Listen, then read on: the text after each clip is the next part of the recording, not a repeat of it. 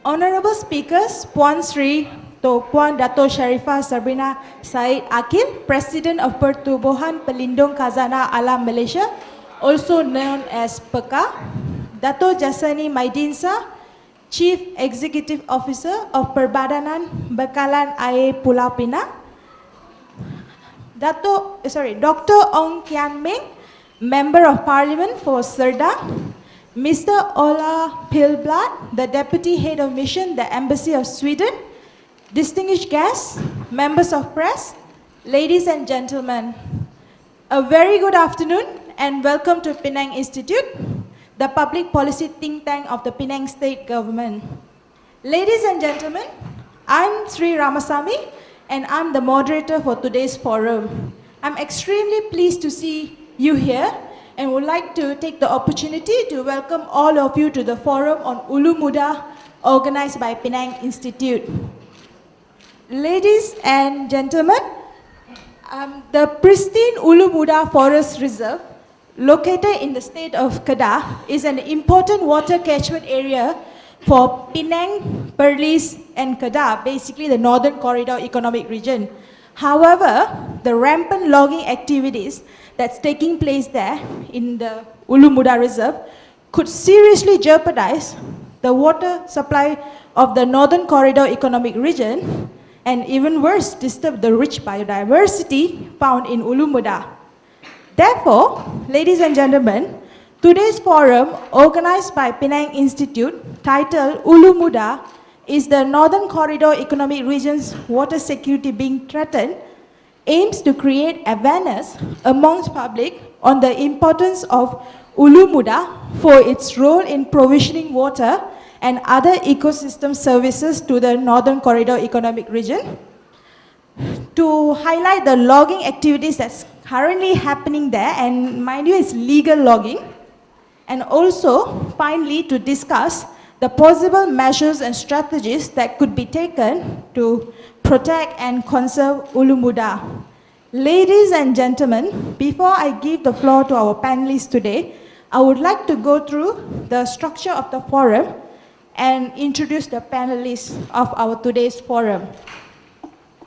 Ladies and gentlemen, in today's forum, our first speaker, Puan Sri Puan Dato Sharifah Sabrina Said Akil, will be delivering a talk on the deforestation in Ulu Muda.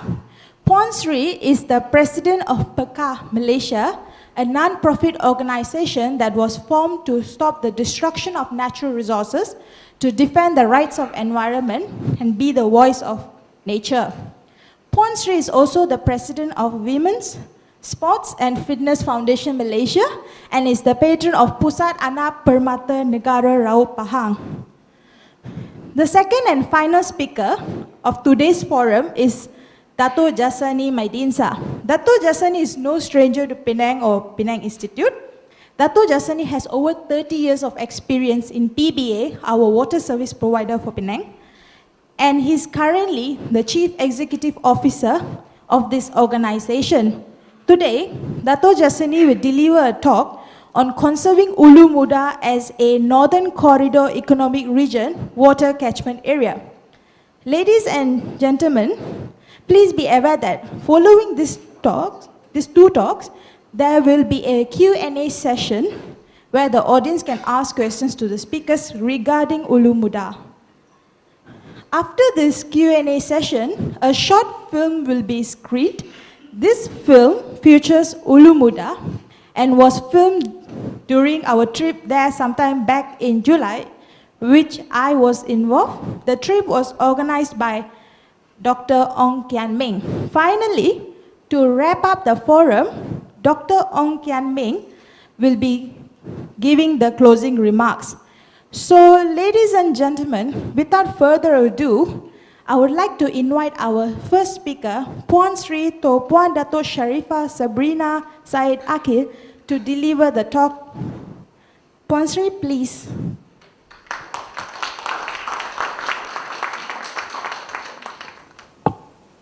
Bismillahirrahmanirrahim. Assalamualaikum warahmatullahi wabarakatuh. Yang berhormat Dr. Ong Kian Ming, Member of Parliament for Serdang, yang berbahagia, Datuk Jasni Maidinsa, CEO of Perbadanan Bekalan Air Pulau Pinang, Mr. Ola Pebat, Deputy Head of Mission, the Embassy of Sweden, Chairman of Peka Pulau Pinang and Perak, medias and guests.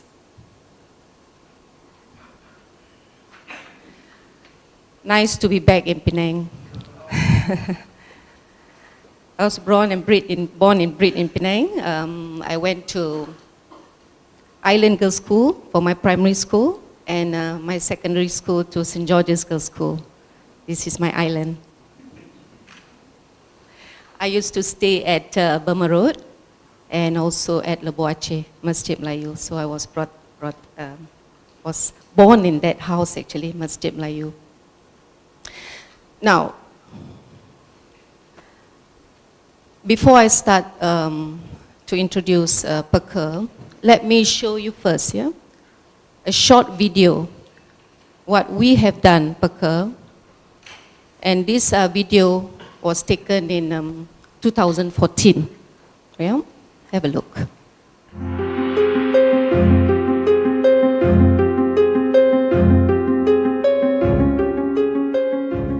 We are taught in school during science, geography that deforestation does not bring us good, but only bring us harm.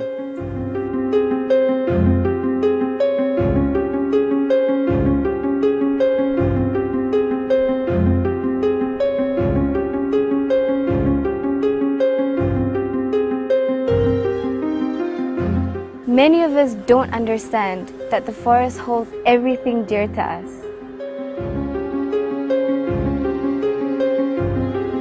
Why? Why do we have to destroy our beautiful forests?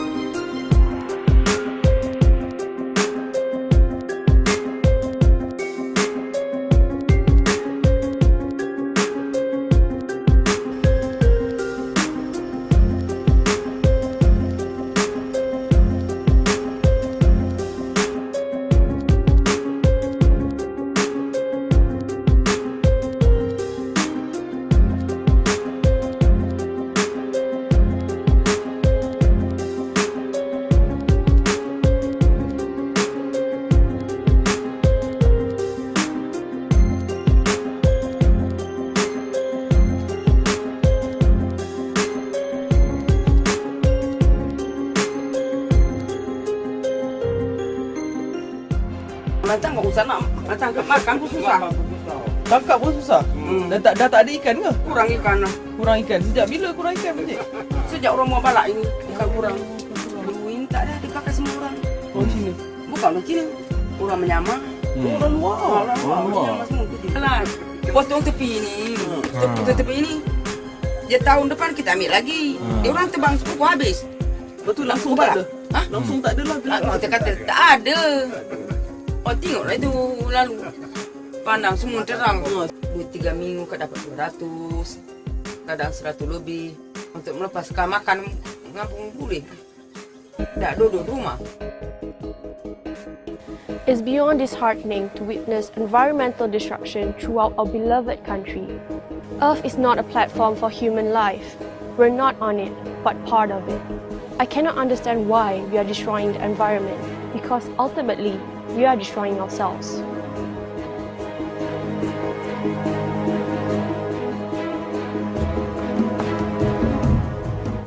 Our source of water, their medicinal value, how it filters our air, how it prevents landslides, and their scenery that is just simply breathtaking.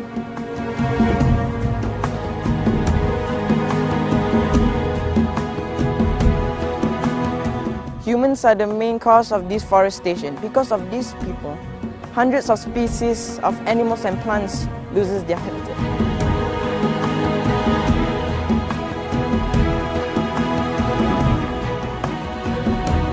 We are aware of the effects, yet we are still allowing this to happen. If we as the future generation do not take any action, who else will?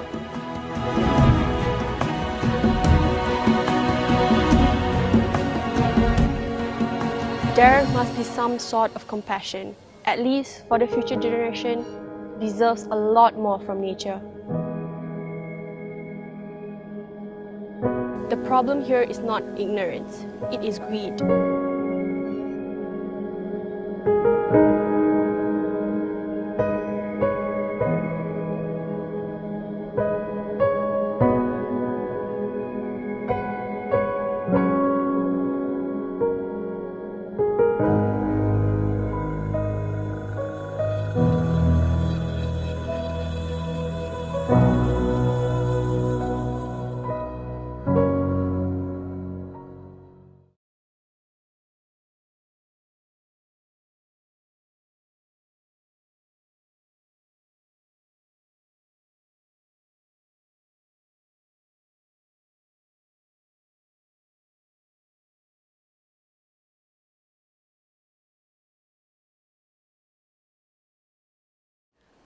Ladies and gentlemen, I am not an academician. I'm just an avid nature lover. And I love activities outdoor. I think I've been up and down Penang Hill more than 100 times when I was in school. Now, so I love going into the jungle, into the forest. After seeing environmental destructions during my expeditions, ladies and gentlemen, into the rainforest, it has inspired me to form this NGO and made it my calling. It has not been easy because so much of, I would say, challenges we have to go through. Malaysian environment have gotten worse throughout the years, and our fight to preserve and protect Mother Nature is an uphill task. Pertubuhan Pelindung Khazanah Alam, or in English, Organisation for the Protection of Natural Heritage Malaysia, was established in 2010. I started as treasurer, and in 2013, I took over as the president, with the vision to save the oldest rainforest with all its biodiversity from extinction.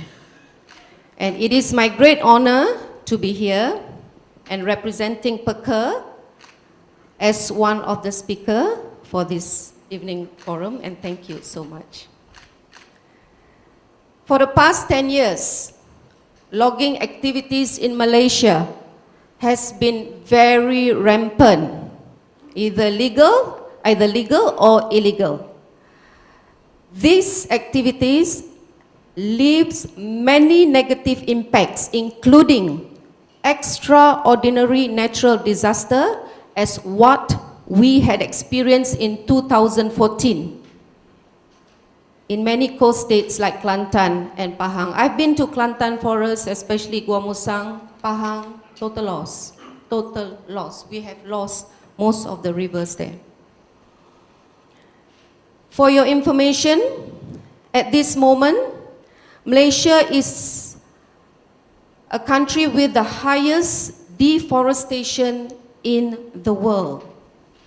It's taken from the Maryland University. That's, if you look at year 2000 and today, that's taken from Herald Tribune. Today it was actually 2011. That was the picture taken from the Google Earth. Now recently, Typhoon Doksuri in Vietnam has brought unusual excessive rainfall to the northern states of Peninsular Malaysia. Now, this phenomena has caused big destruction in several places, especially in Penang, where there were landslides, floods, and mudslides.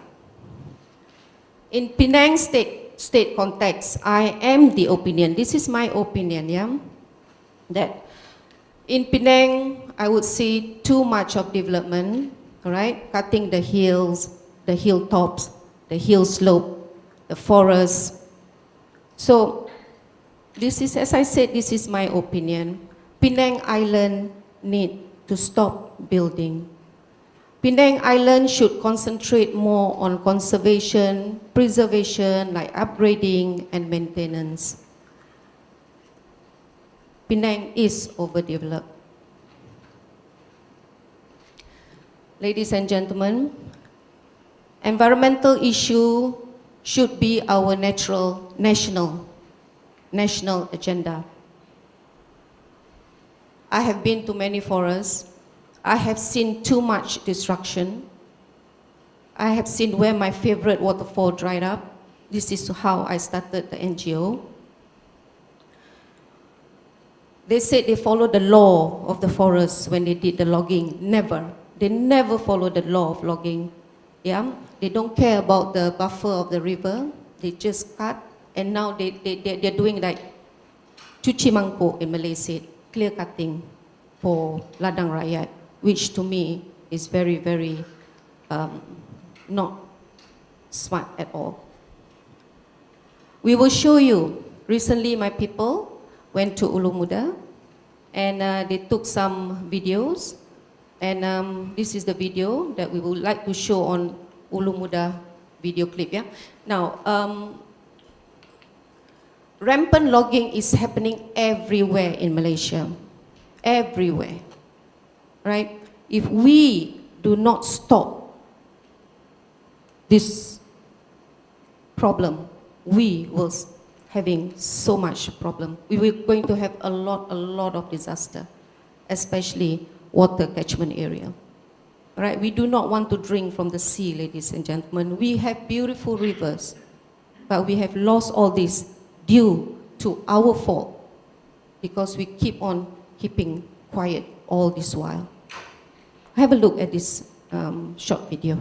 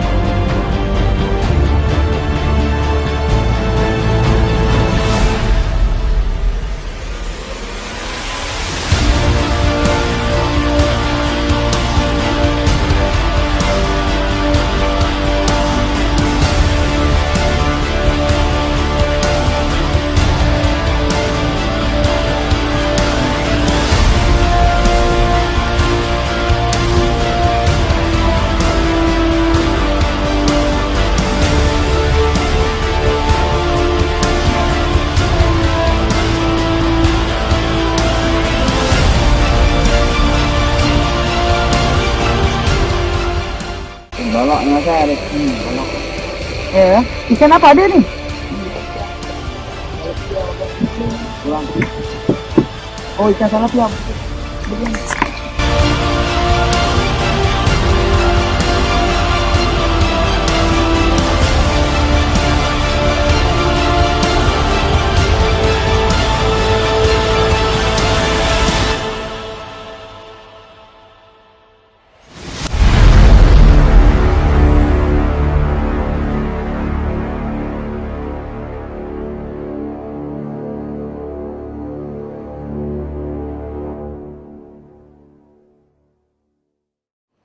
Okay, the Greater Ulu Muda Forest, as we all know, is situated in the north of Kedah, sharing the borders with the state of Perlis, Perak and Yala, Thailand.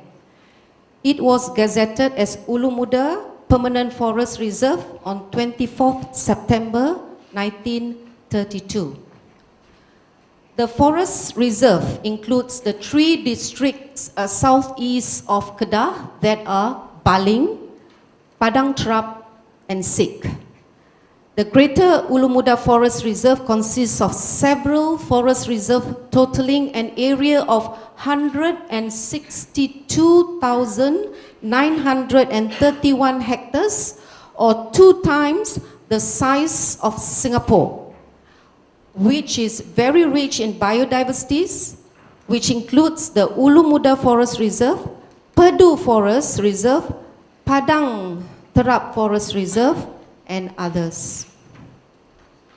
It is also the largest chain of tropical rainforests in the northwest of Peninsular Malaysia.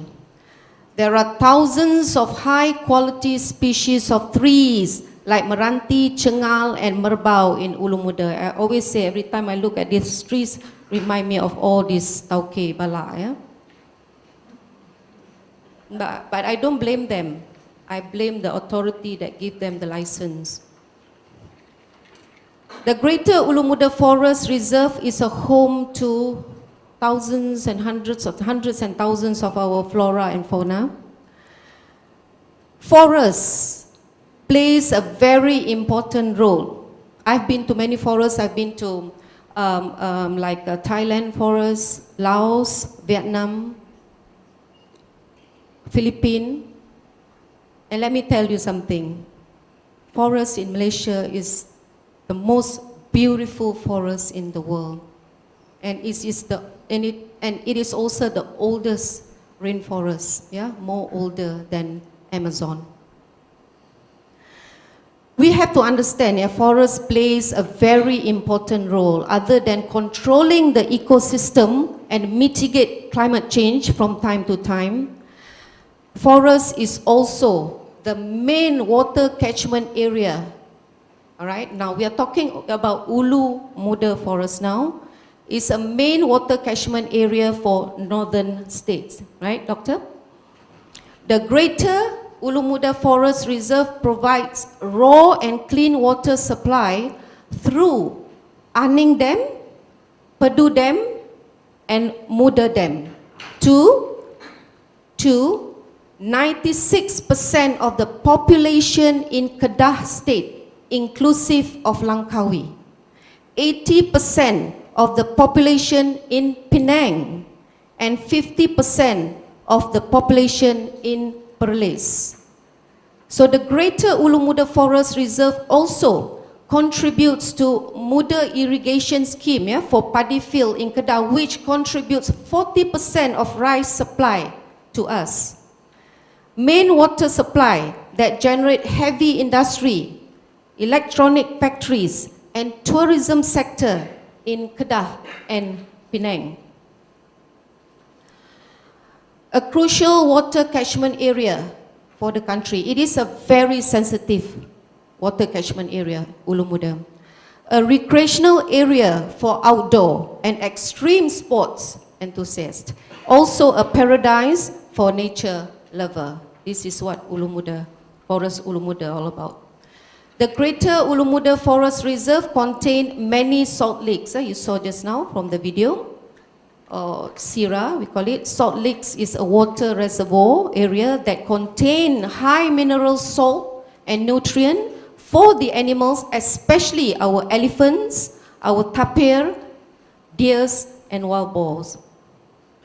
There are more than 30 salt lakes area, and the biggest is the hot water salt lake with 48 meters in length and 24 meters in width, which is among the biggest in the world. We have all that, and I don't understand why we do not preserve our beautiful natural, our beautiful khazanah alam, I would say.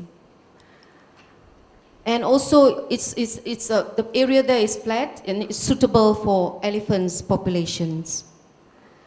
This proves that the Greater Ulu Muda Forest Reserve is a hub for the protection of wild animals. Since the past few years, the Greater Ulu Muda Forest Reserve is currently facing forest destruction crisis due to rampant logging activities. As I said, this is not the only place we have rampant activities or logging, but all over Malaysia, Pahang, Kelantan. The only state that maintain their forests still in good condition is only Terengganu at this moment. The rest mostly gone.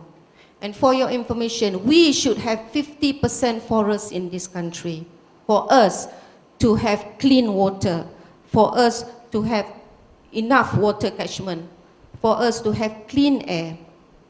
And don't forget, forest is also a pharmacy. So at this moment, from Google Earth, forest in Malaysia is less than 20%. According to Perlis Air View survey and site recce, it is proven that a big-scale logging activities is currently ongoing in the area. There are logging routes with a size of 5 meters width compared to 3 meters width in 2016. So it's getting bigger and bigger, wider and wider. I always call it highway in the forest. There are many stockpile areas, matau, matau where they stock all the logs, and there are the size of each of matau, 20 to 30 football field to store thousands of high quality log woods. Look at that. Do they bother to plant back? No. On average, within 2 hours time, we calculated, 100 log woods were carried in 10 lorries to the nearby ranger's office for inspection. The logging activities in the Greater Ulu Muda Forest Reserve has been operating since 2000 until today, but it's getting bad to worse. The Auditor's General Report in 2014 reported that Kedah State Government had approved 6,252 hectares of Ulu Muda Forest Reserve area for logging activities in 2013. Now, for your information, the Kedah State has received, to me it's very little compared to the damage that they have done, 10.8 million logging premium in 2013. Don't you think it's too little compared to the damage? Only 10.8, I thought 100 million. And the amount recently has increased to 30.1 million in 2014 because more logging has been done. So let me ask you all this question.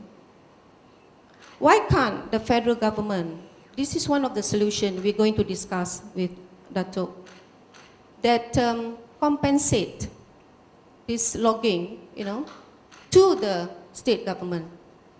Get the money from the federal government instead of logging,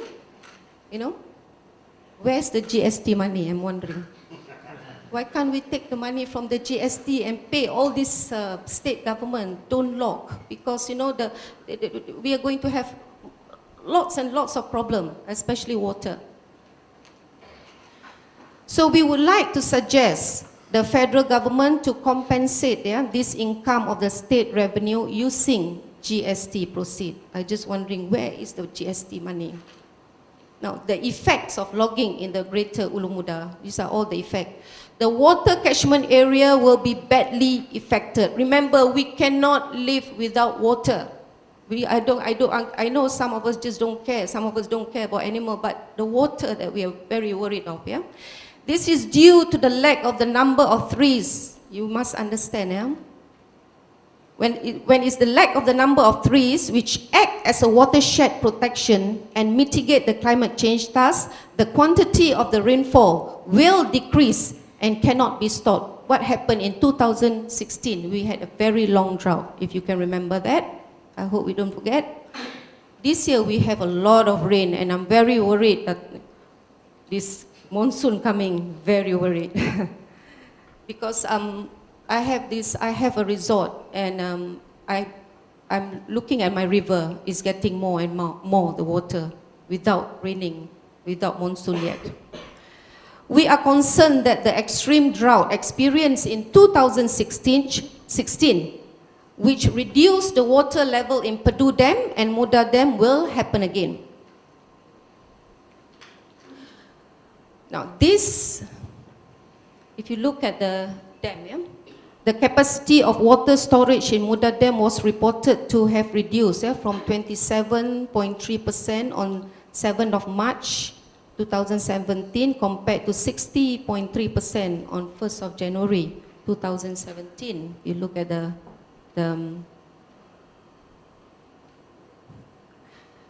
Greater Ulu Muda Forest Reserve is the main water source to the people in state of Kedah, in the states of Kedah, Penang and Perlis. If the water supply is disrupted or affected, the three states will be facing a major water crisis. Consequently, disruption and the loss of water supply from the Greater Ulu Muda Forest Reserve will also affect the rice supply to the country. Just now I heard the story from Dato' say that, that because of the drought, the farmers has to stop planting rice, right? Can you imagine? The farmers has to stop planting rice because there's not enough water. So where are they going to get their money? How is about their income? What happened to their livelihood? The destruction to the wildlife habitat will also leave the wildlife homeless and facing extinction. Yeah, we have less elephant now, we have less tigers, tapir, and so on. The logging activities in Ulu Muda Forest Reserve area will also give way to the poachers from Thailand to open the new road into our forests. Yeah, poachers come all the way from Vietnam, Laos, and so on. The loss of income for the local fishermen, if you look at the video just now, yeah, the fishermen who rely on the rivers and lakes in the Greater Ulu Muda Forest Reserve. The rivers will be shallow and muddy with siltation. All this because of rampant or not sustainable logging. I would say we should stop logging at all. No more logging in this country. No more logging in Malaysia. No more. We can think of something else to find money, not from logging. You know that logging license, when they give you the logging license, cash money is on the table. Straight away. Straight away. Don't talk about the corruption happening in the forest. Now, this is the proposal and action. What do we need to do? We would like to propose actions and proposal to all the relevant parties. Kedah state government should stop the destruction in the Greater Ulu Muda Forest Reserve immediately by cancellation of the license and permit issued, which I don't think so because they need the money for election, right? Am I right? That's what they always say. Election or their pocket? I don't know. Perka Malaysia suggested that neighbouring state of Kedah, especially Pulau Penang, which rely on the water source from the Greater Ulu Muda Forest Reserve to be more proactive. Penang should be more proactive in pressuring the federal government and Kedah state government to immediately address the deforestation issue in Ulu Muda. So maybe you can ask about the GST money to be paid to the instead of logging. Political pressure and the relationship between state and federal government should be a catalyst in stopping the deforestation in the Greater Ulu Muda Forest Reserve before, ladies and gentlemen, before it is too late. because once they start logging, they will never stop. This is what happened everywhere. To establish the Greater Ulu Muda Forest Reserve as Taman Negara, Ulu Muda under Akta Taman Negara. So Ulu Muda is not established under Taman Negara, right? Not yet, right? Yeah. Consequently, the existence of this Taman Negara Ulu Muda will become trans-frontier area with our neighbor country, Thailand. Thailand had already formed their national park within the same area. So, border of Thailand, they've already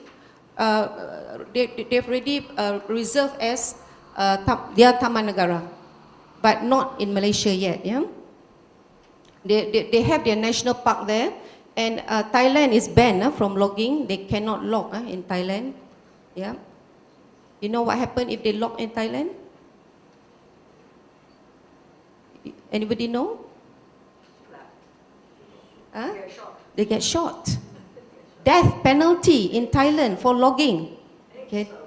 Can you imagine how many people will die in Malaysia if we put? So apart from that, Taman Negara Ulu Muda also provide benefits. See the benefits of Taman Negara Ulu Muda. Sorry, the benefit of Taman Negara Ulu Muda.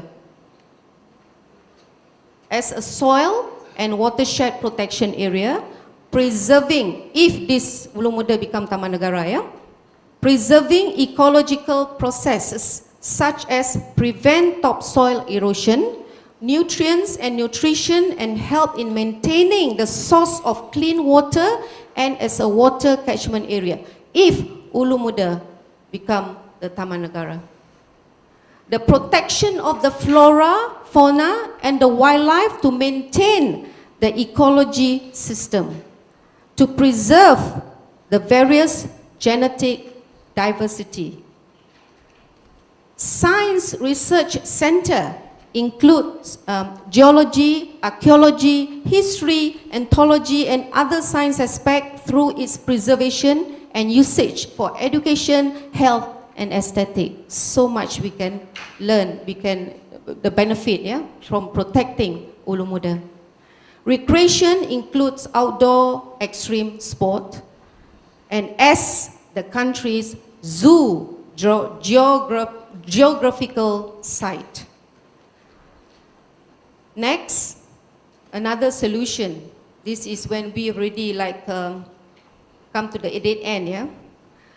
Legal action can also be taken against authorities or anybody which has caused damage to the environment. Why I have to say this? Because it happened to me. This has proven to be successful when I has obtained an injunction from the court to immediately stop deforestation in Kampung Sungai Dalam in Raub from clearing the forests which cause pollution of water resources near the area. Now, the usage of lawsuit under Section 96, Kanun Prosedur Jenayah, Akta 593. Any lawyers here? Lawyers, put up your hand. No, lawyers not interested with this issue. Okay? Yeah, actually. The magistrate instructed the contractor to immediately stop the forest clearing of the area. Now what happened? I had a resort. Behind was supposed to be forest reserve, Tranum, right? Now, suddenly Jakwa wants to do clear cutting because they want to plant rubber trees for the orang asli. Now, these orang asli, they are not interested with rubber tapping. Their livelihood is in the forest. All right? Even though you plant rubber trees for them or kelapa sawit, you see with yourself. I've seen with my own eyes. The trees are not healthy. They don't bother. They still want to go to their forest. But because they orang ni senang dibuli, orang asli ni senang dibuli. So the Jakwa say, okay, we're going to clear cut the forest because their intention is to take the log. See? So we clear cut the forest, we plant the rubber. It's what happening in Kelantan, Gua Musang. Alright? So the orang asli kept quiet. Unfortunately, it was wrong place, because here I am, you cut the forest, I make sure I fight all the way. And I did. First, I started to be diplomatic, went to see all the ketua jabatan. They refused to help, they ignored me. Asked the politician, they ignored me. I said, okay, fine. I get a lawyer and put an injunction. And you know what the magistrate say? Oh, this is the first time this kind of thing happened. Nobody has ever stopped deforestation. So means we can do it if we want to. It's a matter that whether you want to do it or not. Because we, you know, like the state with the Sultan, they are very scared. I don't blame them. They are very scared. Nobody dare go against Sultan, against the palace. You look at the license just now. Everything is under the palace. Who dares? But do you know that a lot of people are making use of the palace? Yes, some of them are involved, but most are just making use of the palace. So, so as I said, if there's a will, there's a way, ladies and gentlemen. This is our country. We have to do something before, you know, before we lose all our natural heritage. Peka Malaysia and Peka Pulau Pinang has sent official objection letter. We did send an official objection letter of the deforestation Ulu Muda Forest Reserve and has requested for immediate stop. Of course, they don't care. They just throw away our letters. Through various, for immediate stop order, through various authorities, includes Kedah State Government, Natural Resources, Environment Department, Kedah Forestry Department, the Peninsula Malaysia Forestry Department, and others related agencies. Normally we send to all of them. Everything that we do not agree in any logging area or deforestation, we will send all the letters first. Peka Malaysia and Peka Pulau Pinang has tabled this issue to Pulau Pinang State Government and Deputy Minister of Pulau Pinang, that is YB Datuk Muhammad Rashid Hasnon, on 24th July 2017. So Peka Pulau Pinang went to see him on July 24th July 2000, this year. And I think because I'm from Penang, that's why I want to do something also, you know, about this water problem. We also have highlighted the greater Ulu Muda Forest Reserve issue in all mainstream media, both electronic and printed media. That's all what we have sent. As environmental activists and NGO, I'm also a nature lover. We are committed in highlighting the greater Ulu Muda Forest Reserve issue to all levels, including the top leadership. Before I end, ladies and gentlemen, I would like to share Peka's latest achievement on our effort to stop logging activities in Tranum Forest, that is the foothill of Fraser's Hill. All right, they want to log Fraser's Hill. Can you imagine? Also, the license under KDYMM again. We sent our objection letter to the NRE minister. We visited the site and had our press conference in order to voice our objection. These are the things that we do. This is the consequence to the interim stop order issued on the September 2017 by District Forestry Officer in relation to Peka's visit on the same day. So they can stop. You see, if all of us, if more people to voice out, they have to stop. Please remember, we are the majority, they are the minority. So we have the right to stop all this disaster happening, right? So Alhamdulillah, The NRA Minister and the State Forestry Department has recently issued an order to halt the logging activities at Fraser's Hill. Now, you know how we found out about the logging activities in Fraser's Hill? Because the contractor, the Tauke Bala, died during the clearance of the road. One big rock fell on him. That's how we found out. If not, we don't know. Because they always do it quietly. And I don't understand those who going up and down Fraser's Hill. They just keep quiet. This shows that our mentality in our environment issues are still in third world country. We don't care at all. We just don't care as long as we have what we want. Yep.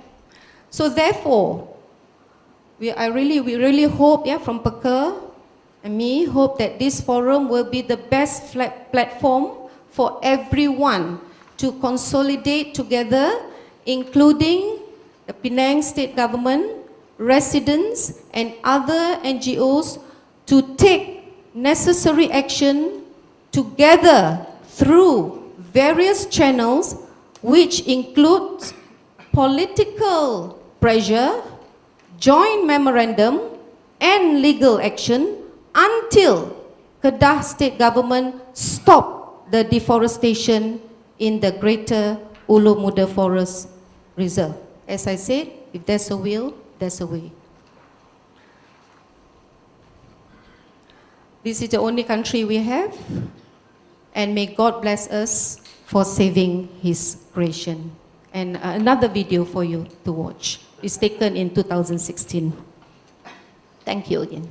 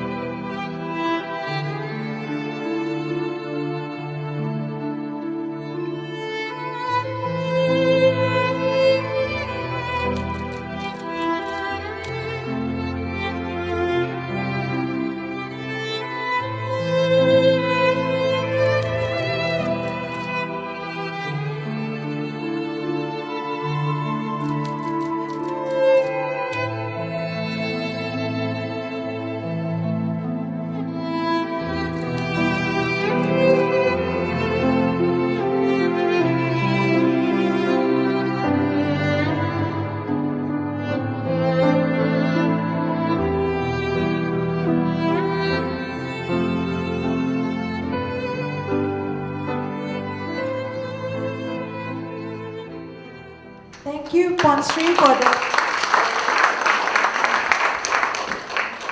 Thank you, Puan Sri, for the informative and interesting talk on Ulu Muda, and also highlighting the deforestation that's taking place in Ulu Muda and also in other parts of Malaysia. Ladies and gentlemen, it's important to realize that deforestation at this scale is certainly not sustainable for our country. Ladies and gentlemen, due to the tight schedule for today, we have to move on to our second speaker. Now I would like to invite Dato Jasani Maidinsa to deliver his talk. Dato?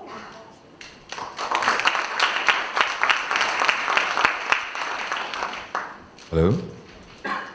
Thank you, Dr. Sri. Thank you, Dr. Ong, Ola, Puan Sri. What I'm trying to present today is to try to shift the emphasis of this Ulu Muda catchment from a state function to a regional function.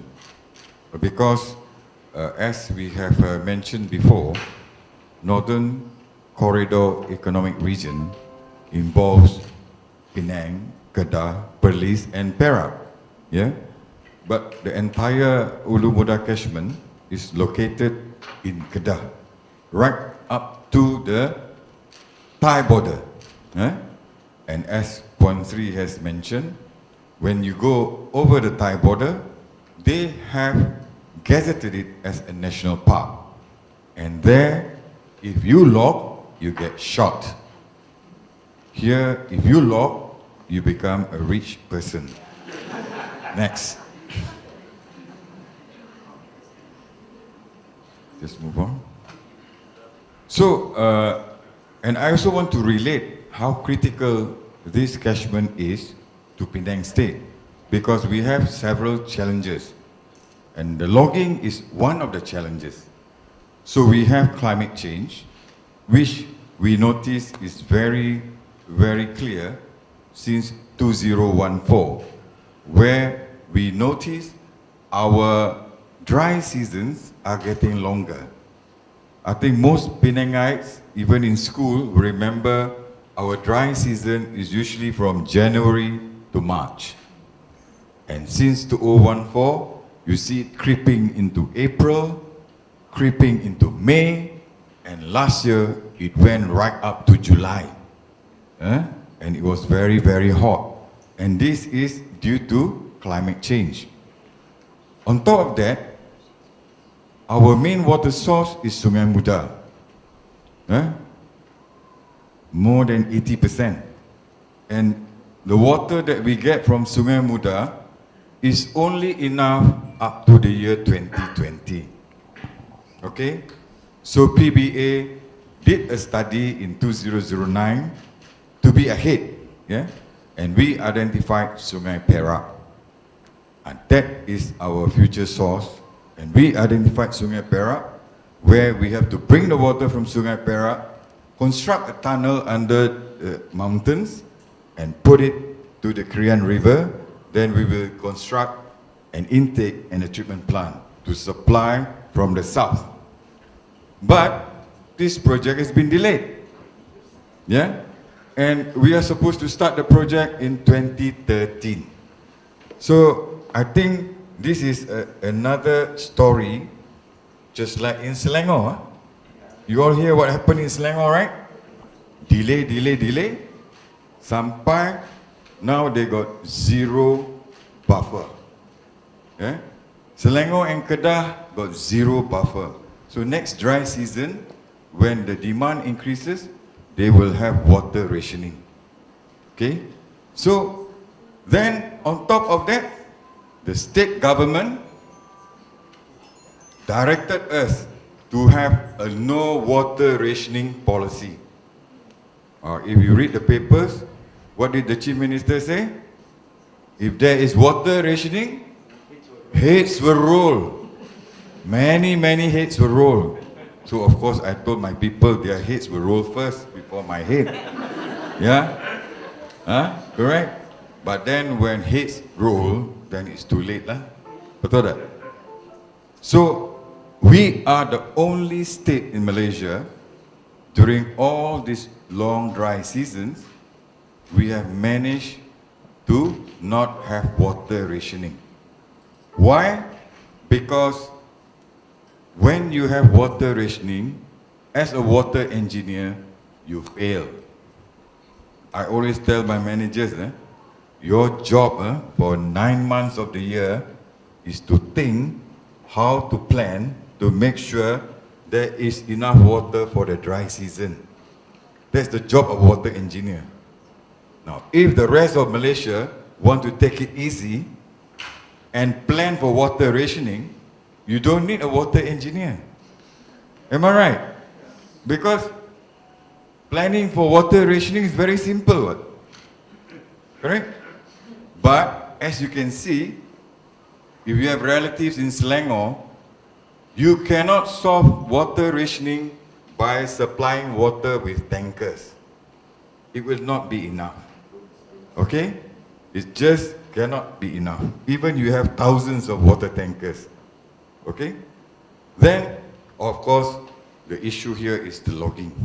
Yeah? The logging in Ulu Muda. Now, I've been working in PBA for more than 30 years. From the beginning, we've been talking about protecting water catchment. It's over 30 years. And they are still logging. So, sometimes, Puan Sri, the only way is to overthrow the government. YB on. I told CM what? I told CM the best solution. If people don't want to change after 30 years, you must remove them from the seat. Right? Then, because our water is very cheap, Penang is one of the top water companies in Malaysia. We sell the cheapest water in Malaysia. Okay? But because the water is cheap, there is a joke that Penang people take bath 5 times a day. That's why the consumption is very high. Because they don't feel, when they get the water bill, it's too cheap. A small family in Penang, with 1 or 2 children, your water bill will be less than a cup of coffee in Starbucks. And that is why we only bill bi-monthly. It's not even worthwhile to bill monthly. Yeah? It will cost more. Yeah? You don't believe, you go back, you take your water bill and put beside it your TMB bill. And you see how much. Okay, next. So what is Ulu Muda? I think Puan Sri has spoken, so I will just reiterate. It is the largest natural heritage area in North Malaysia. 160,000 hectares and a key catchment for Perlis, Kedah and Penang. Next. So this is a repeat, and it must be repeated because somehow the Menteri Besar of Kedah doesn't think logging can cause him problem with water supply in Kedah. They don't seem to realize that that water catchment supply almost all their water. Tourism in Langkawi will stop if there is no water. Yeah, and all comes from Ulu Muda. Okay? Then of course Perlis, yeah? So again, we just want to show, to remind you, where is Ulu Muda? Yeah, it's up north there. And you see the orange line is Thailand. Yeah? And Thailand, all these are national parks. And here, luckily, down here is Belum. And this is a park too, in Perak. But we want this to be protected because this catchment supply the entire northern region. Next. Just like Puan Sri said, it supplies water to 3 dams. And there's another dam in another catchment outside Ulu Muda, which is Perlis Dam, which also supports Muda River when Muda Dam do not have enough water. And this happened last year. And both the dams almost were empty.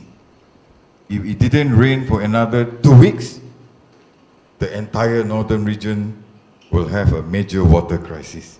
We were on the verge. Yeah? Next. Here is a more clearer picture. I focus on the Penang water supply system. That means raw water from the dam is brought down the Muda River, and here is the boundary between Kedah and Penang. The boundary of Kedah and Penang is in the middle of the river, like in most other countries, and so we extract water on our side of the boundary. Okay? Yeah? Next. This is an important graph.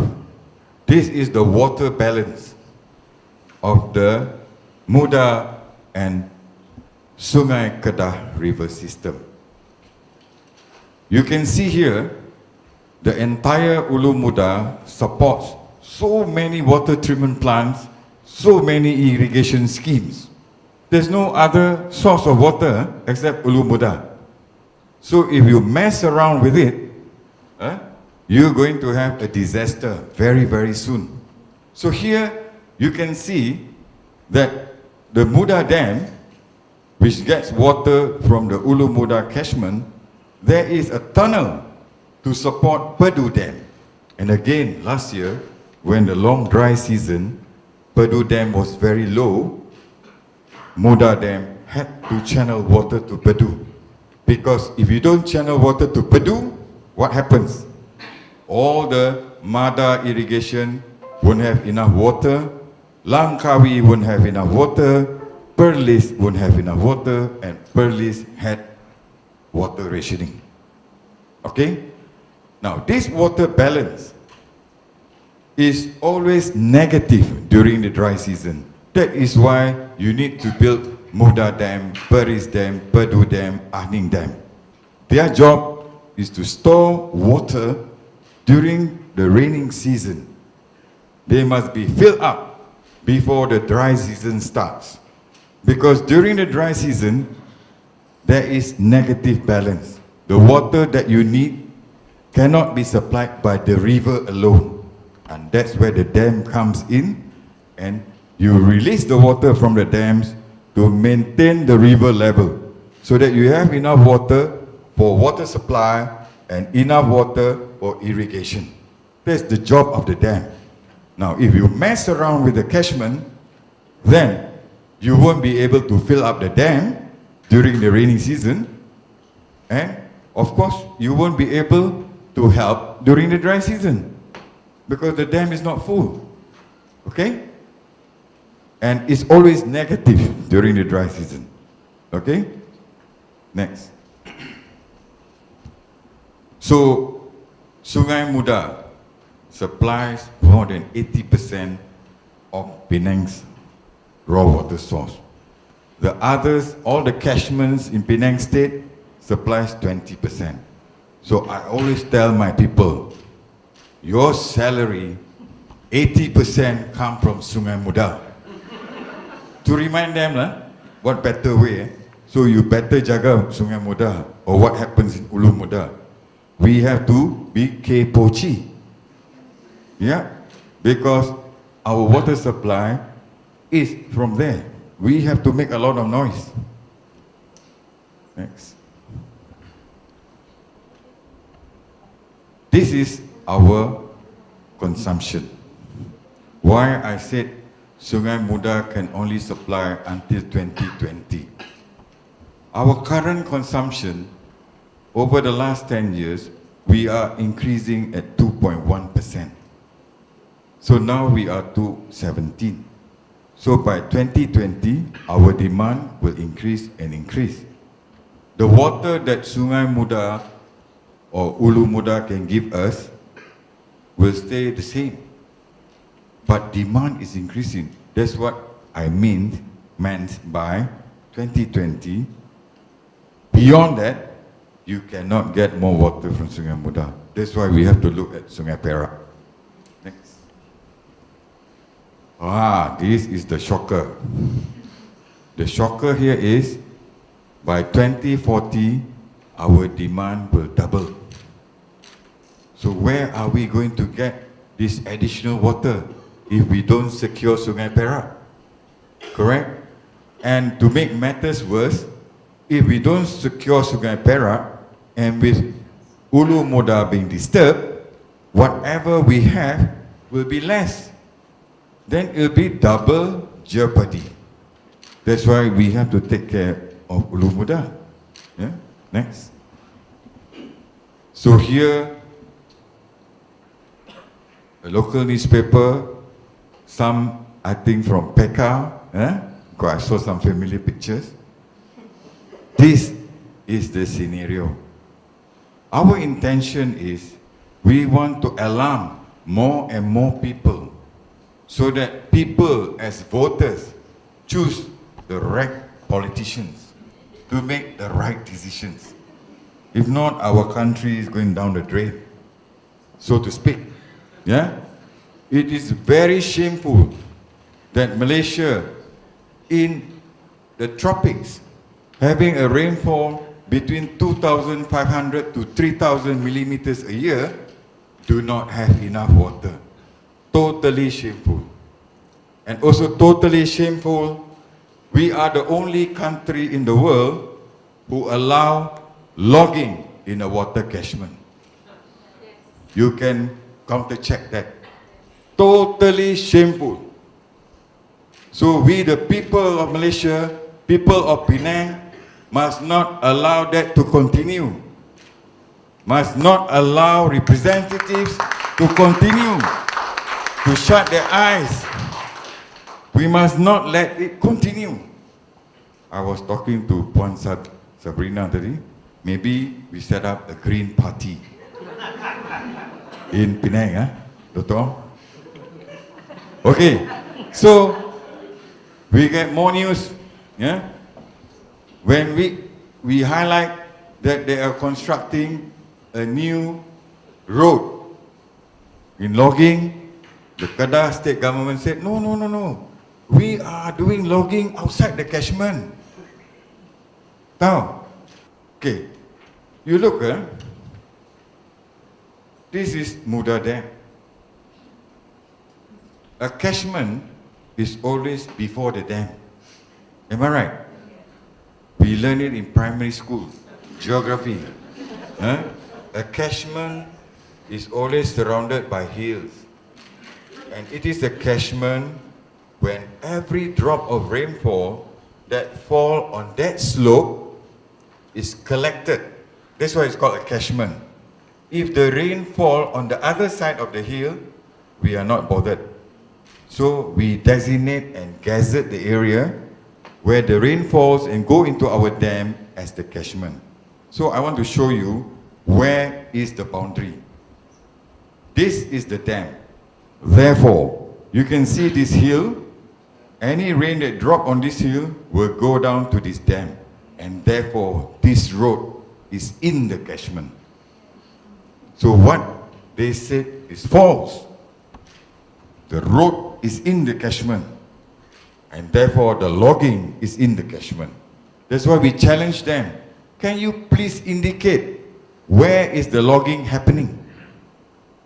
Can you define where is the boundary of the catchment? If you say it's not in the catchment and you do not know where the boundary, then I cannot trust you. Correct? Betul tak?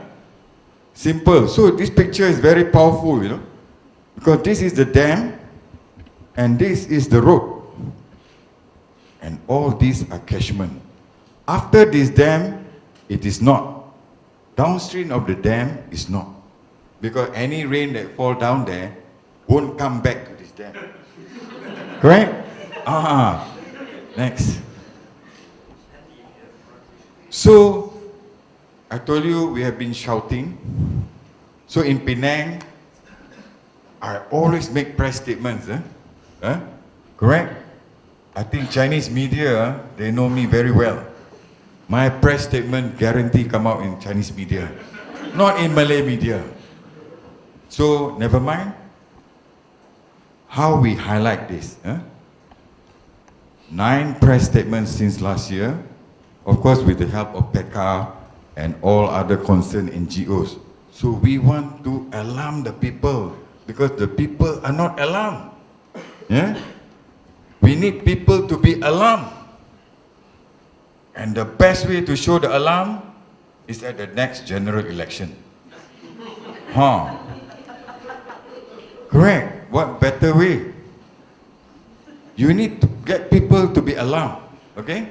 So we make all these press statements so that we clarify facts that they try to confuse people when they say the logging is not in the catchment, which is false. Okay? Next. Then again, just like in point 3's presentation, we got it from the Auditor General's report so that nobody can say I cook it up. You don't believe, you go and see the Auditor General.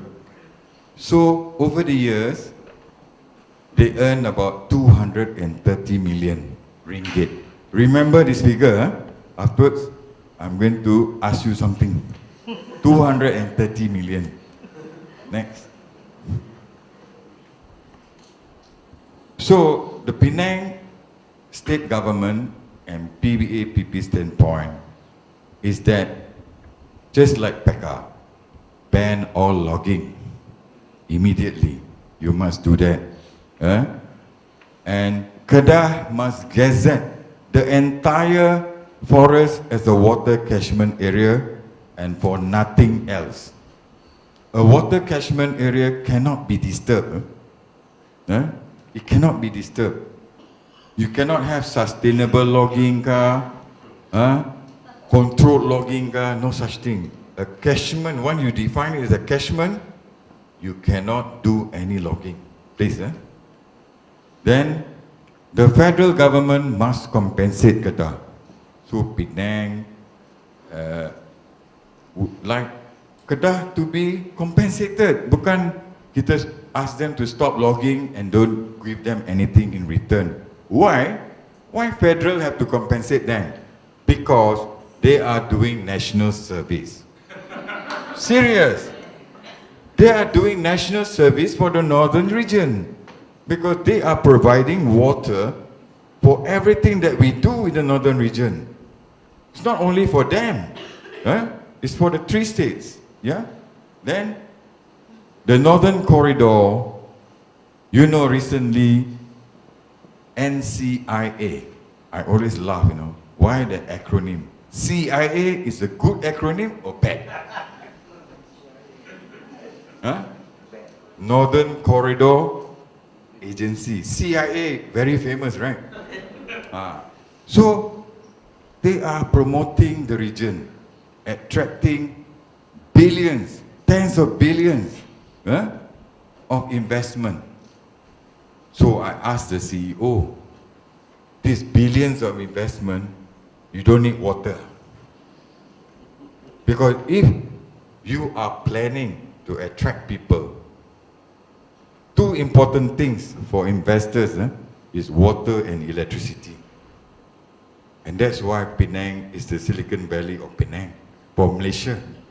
Because water is cheap, 24/7, 365.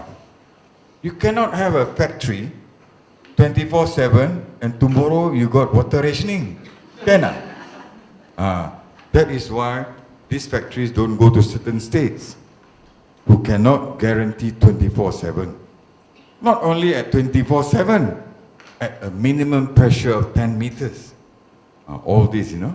So, jadi, when you want to attract investors, you must reassure them of water security, of power security, besides other logistics. But these 2 are key. Why they are key? You can see in the recent hurricane in US, the 2 most important things to recover is water and electricity. Because if not, nobody can live in that hellhole. Correct? Yeah? Next. So what is at stake? 4.09 million people. This is the national service of Kedah to 4.09 million. That's why we strongly support the federal government to compensate them so that they don't have to log to get money to run their state. We understand. Yeah? Okay? Next. All the businesses, hotels, shopping complexes, multinational, Kulim High Tech, Penang's industry, all depend on water. If not for water, even Captain Francis Light won't come here. Do you know that? Penang owes its existence to water. The British came here because they wanted to set up a port. To set up a port, you must have water security. And to have water security, you must have it 24/7, 365. And every port in the world, a ship cannot leave a port if you don't have good water supply. And nowadays, even the airports, you know that? An aeroplane cannot take off at the airport if you do not have water supply. That's how important it is. Next. Just now you remember the figure, 230 million? 230 million. Now you compare to 115 billion. That's what is at stake. We want to emphasize. Just to get 230 million, you're going to sacrifice 115 billion plus another 71 billion. So you do the maths. You divide 230 million with this billion, you get 0.2% saja. So how can you take such risk? How can 4 million people take that risk? Yeah? It's not logical. So if politicians are not logical, what do? We change them. Please, Okay, next. So, but in Malaysia, we have a Westminster political system. Okay? Therefore, the federal government has the power. They have the power to direct Kedah. Sometimes you read the papers and the minister appears so helpless. The NRE minister, the Kedah minister, we don't have power over the state. So I asked them, who appoint the MB of Kedah? Is it the Sultan or the Prime Minister? So if the MB is appointed from KL, I am sure you can tell them what to do. Correct? Betul? Lain lah kalau the MB is appointed by the Sultan. Then different lah. Kan? So, Penang State Government and PBAPP wrote to all these people.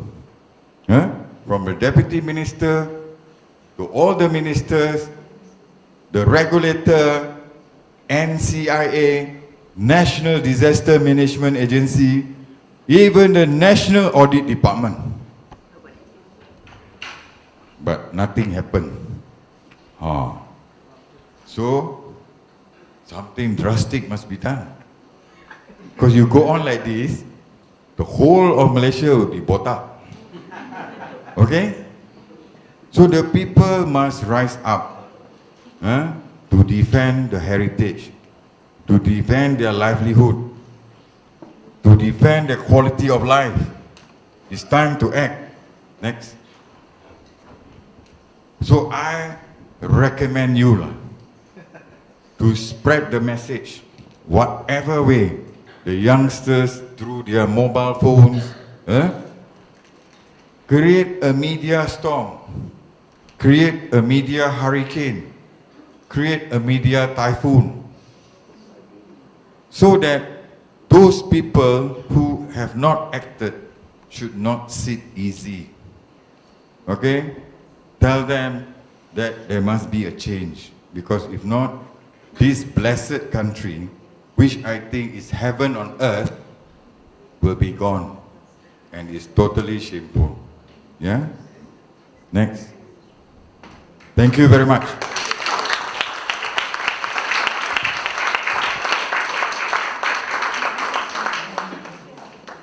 Thank you, Dato' Jasani, for the interesting talk.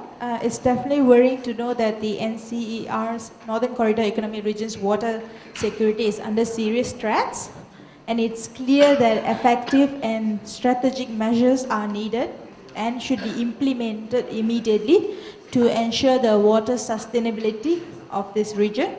Water is not something the governments can gamble with, as it's a finite resource. Ladies and gentlemen, we have now come to the most interesting segment of the forum, which is the Q&A session. This is your opportunity to ask questions regarding Ulu Muda. Please limit to 1 or 2 questions each, and don't forget to introduce yourself to us before asking the questions. Before I open the floor for discussion, I would like to ask a question to Puan Sri. Puan Sri, I'm really curious as to what really triggered your interest in Ulu Muda. How did it all start? Please, could you share with us?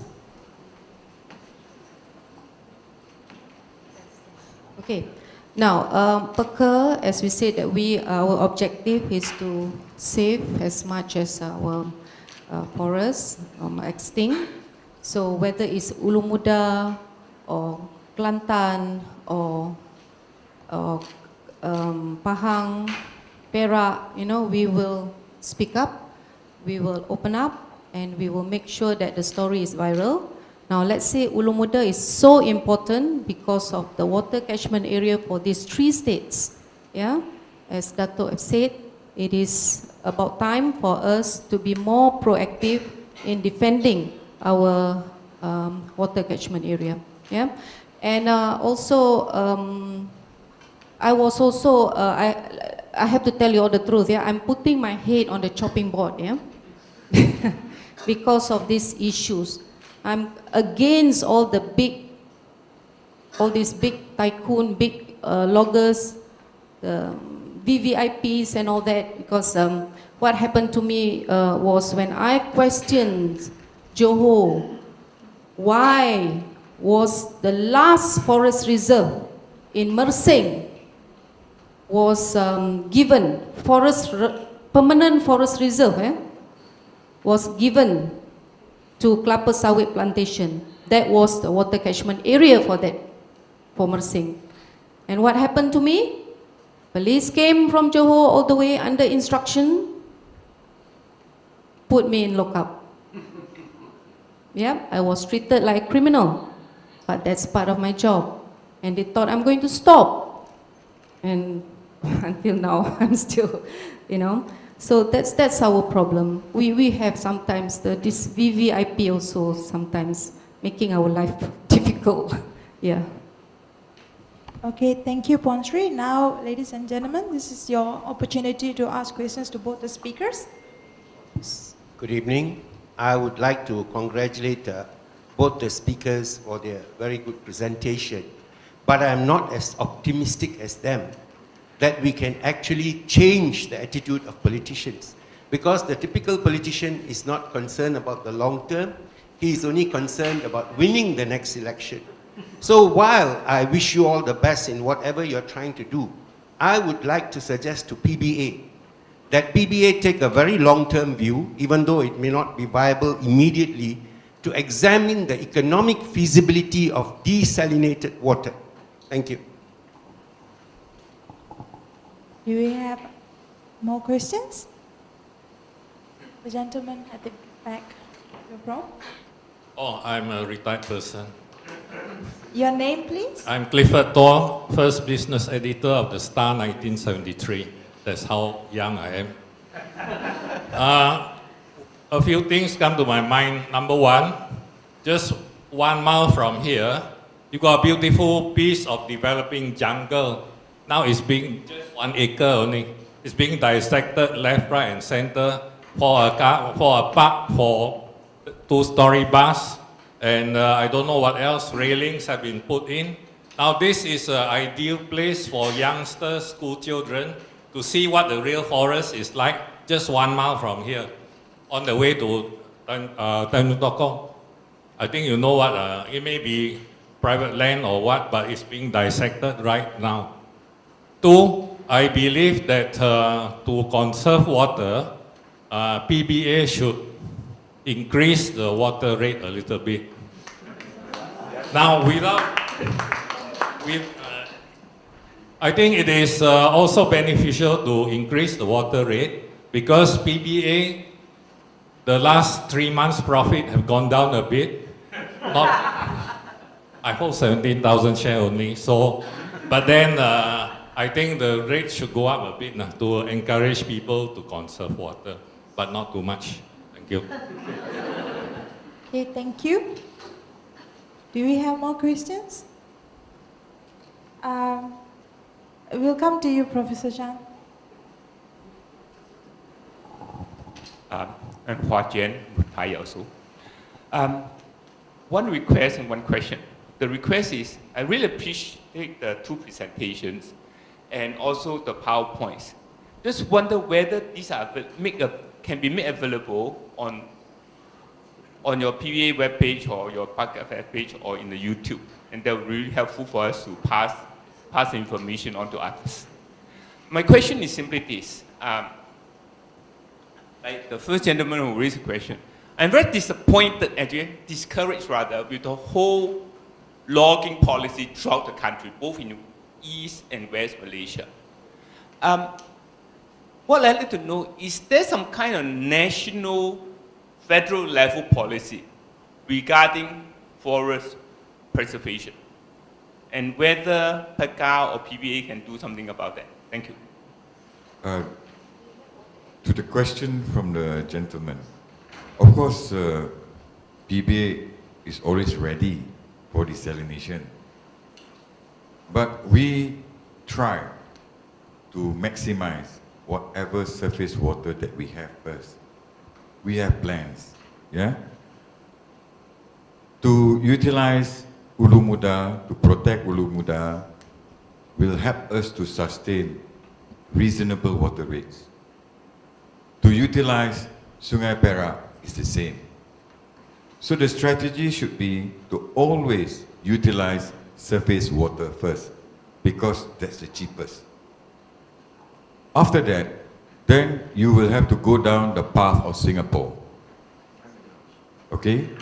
And therefore, you have to look at recycling, rainwater harvesting, and of course, desalination. Because Penang, exactly like Singapore, surrounded by the biggest dam in the world, which is the sea. Yeah? And of course, the script will remain the same. When you go there, we will have to sell you Singapore water price. And Singapore water price is 14 times Penang. So we want to delay that. Yeah? You must always utilize the cheapest first. Okay? And as regards to the powers between federal and state, yeah, there is a policy. Yeah? The last time Penang State objected to helicopter logging in Kedah, you remember? Yeah? Penang State is the one which objected, and the cabinet accepted. And the then Prime Minister issued an instruction, no logging in 2013. But here is the enforcement. Okay? So again, it is up to the people of Malaysia to make sure the politicians keep their word. We must make the correct choice. If somebody who says something and do not fulfill, just like your friend lah, would you trust them anymore? So we have to exercise our rights and make sure the heritage, the forest is protected. Thank you. let me add in a bit, yeah. We do have all the videos, yeah, a lot of videos actually from Perker in the YouTube. Just follow Perker Malaysia Facebook, our website. We also have Perker Penang, Perker Pahang, Perker Negeri Sembilan, Perker Selangor, yeah. So we have a lot of information, and you just follow our Facebook. And also, you know, all our acts are all beautiful on papers only. Beautiful on papers, but enforcement, our enforcement, I would say negative. Yeah. Another thing is Jabatan Perhutanan, yeah, is one of the highest corruption, I would say. Yeah, it's the truth. Jabatan in Malaysia, right? But to get proof, very difficult. So if you look at the video just now, the last video, and you saw the lorry crossing the river, the lorry barak crossing the river, we were the Perker was the when we highlighted this logging, that's where the MACC picked up, and recently they managed to catch the forestry in Jerantut, yeah, the DFO Jerantut DFO district forest officer in Jerantut to be they catch for the corruption, yeah. So apparently he has about 6 million in his account or something like that, yeah. So this is how we work from Perker, yeah.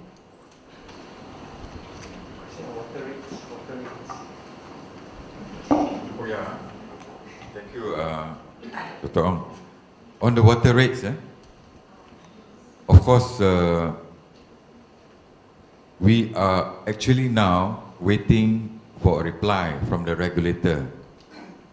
We are waiting for a water conservation surcharge review for this year. Yeah, that water conservation surcharge review is only for those who use too much water. It won't affect 3/4 of the domestic users.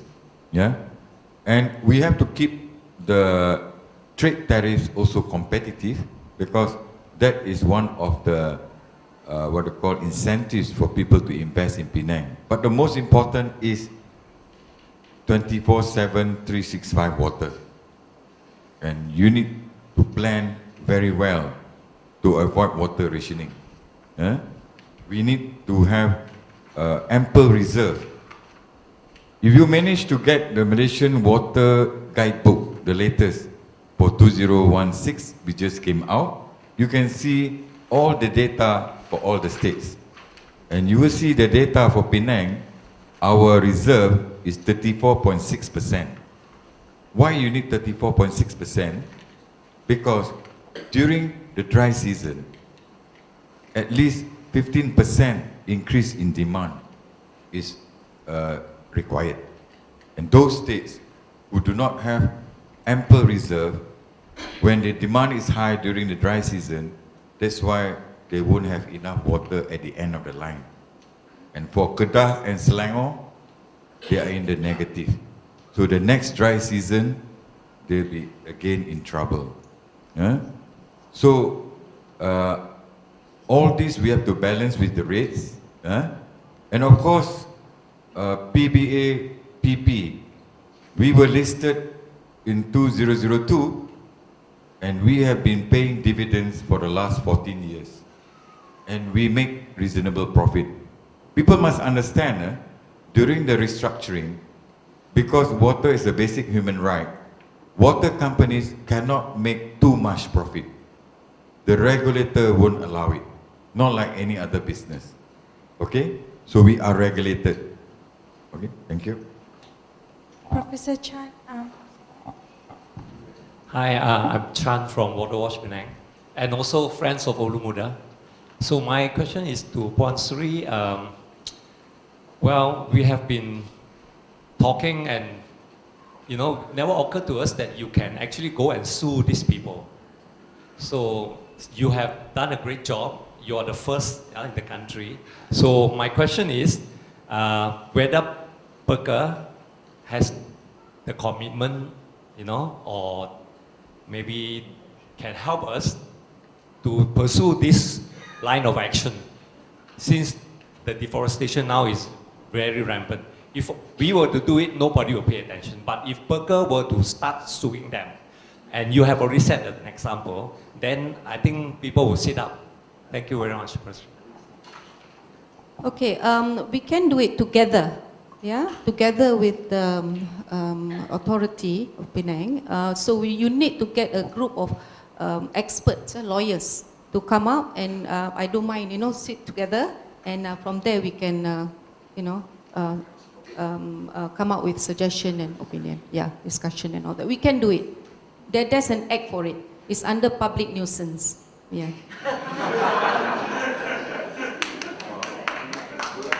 Name, sorry. My name is Ramli. Yeah, I noticed that the Ulu Muda catchment area is just next to Thailand, right? And Thailand, I presume, the landscape there, the forest there, still in a very pristine, still pristine. So, my question is, I also presume that part of Thailand has a lot of water, a lot of reservoir water. So do you have any plan to negotiate to outsource our water to Thailand? Thank you. Thank you. Let me explain. So you see, normally countries, borders, anywhere in the world, either it is a river or it's a mountain. So as you go higher up the Ulu Muda catchment, you will reach a peak. A catchment is usually a peak. So the slope will recede into Thailand. Any rain that drops will fall into Thailand. And that area behind Ulu Muda is a park. They have already gazetted as a park. Yeah? So any water that falls on this side of the hill will go into Ulu Muda. So now, right now, we do not have enough water for the future. And we want to protect whatever water that we have. So therefore, it's not possible to what they call, for Thailand even, because everybody is, demand for water is increasing. Yeah? And if you want to buy, it's an inter-country, it'll be costly. Therefore, it is better we take care of our catchment so that whatever water that we have, we can preserve. Yeah? Okay? And like I said just now, we will try to maximize the surface water until the last drop. Then only we look into other alternatives. Okay?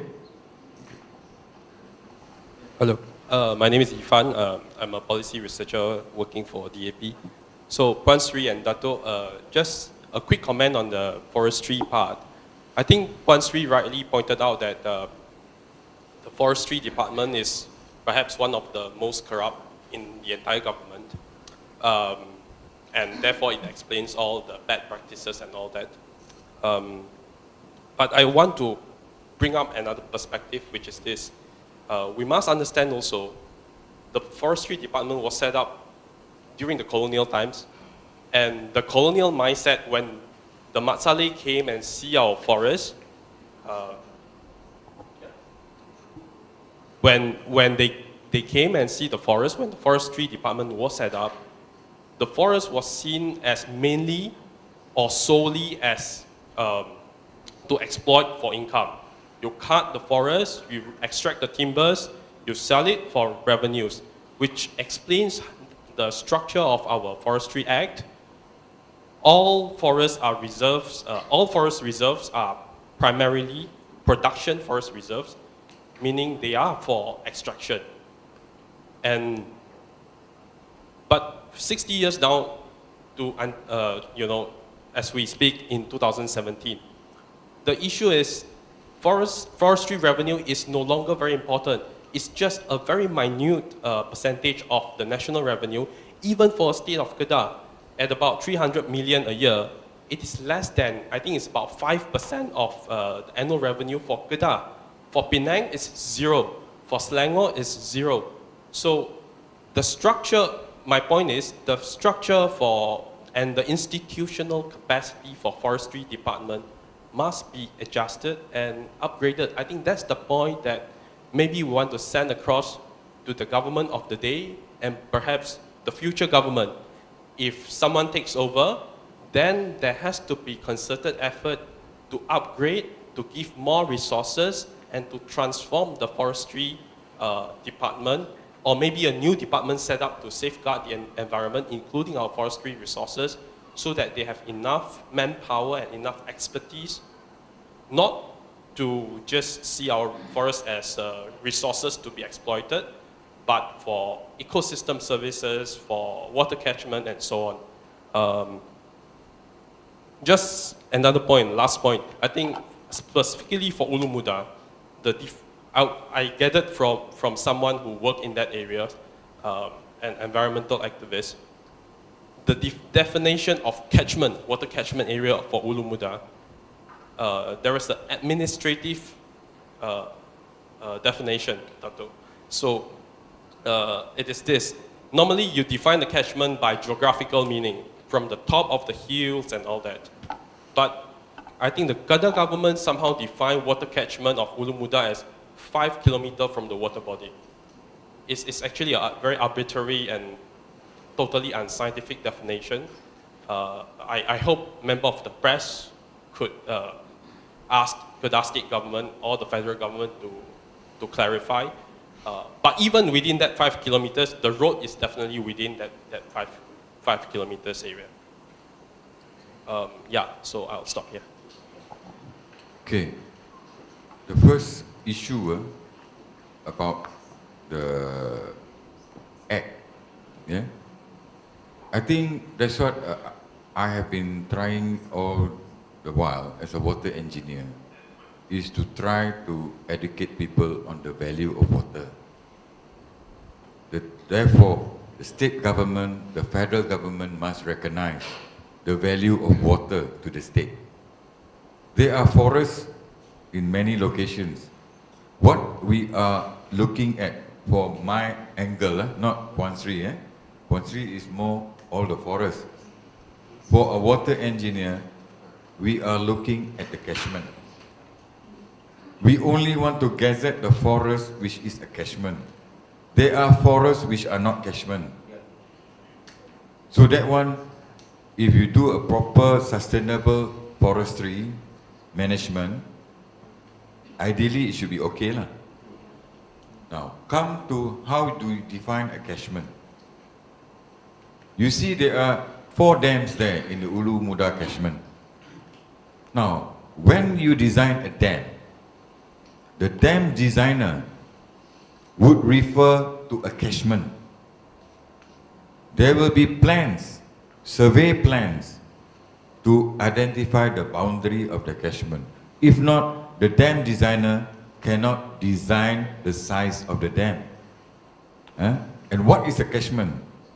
A catchment is an area where water is always available and rainfall is available even during the dry season.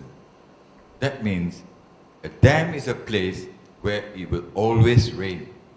And how do you know that? By keeping data 50, 60, 70 years. Then only you define it as a catchment. Because investment to build a dam costs billions of dollars. So all those 4 dams would have identified the catchment. And Kedah need to look back at the design of the dam. There will be a catchment boundary, because if not, they cannot calculate what size the dam will be. Because from the catchment, the hydrologist with a very long formula can calculate how much water can be stored. Then you arrive at the dimensions of the dam. You cannot build a dam without knowing the catchment boundary. Okay? So in Penang, that's why our dam is in Teluk Bahang, why our dam is in Aitam, yeah? But the Mengkuang one is different. The Mengkuang one is a strategic dam. The Mengkuang dam is not about water falling in the Mengkuang catchment because there's no catchment in Mengkuang dam. It is a pump storage dam. That means I take water from Muda River, I pump it up and keep in the dam. Okay? So we define the catchment by referring to rainfall records. We were lucky during the British times, we had a very long record. 60 years, 70 years. And we know when the clouds come from Kedah, rain will fall in Teluk Bahang and Aitam. That's where we built the dam lah. And the size of the dam, yeah, for your information, Aitam Dam, everybody knows. Everybody has gone there. I think a Penang guide who did not bring their date there is not a Penang guide lah. Betul ke? Huh? To be at the crest at night, to see Tanjung, is a special feeling. Okay, anyway, so Teluk Bahang Dam, you can put 7 Aitam dams inside Teluk Bahang. Okay, so therefore, the catchment in Aitam is determine the size of the dam. And Teluk Bahang, they have a boundary, and it's always at the peak.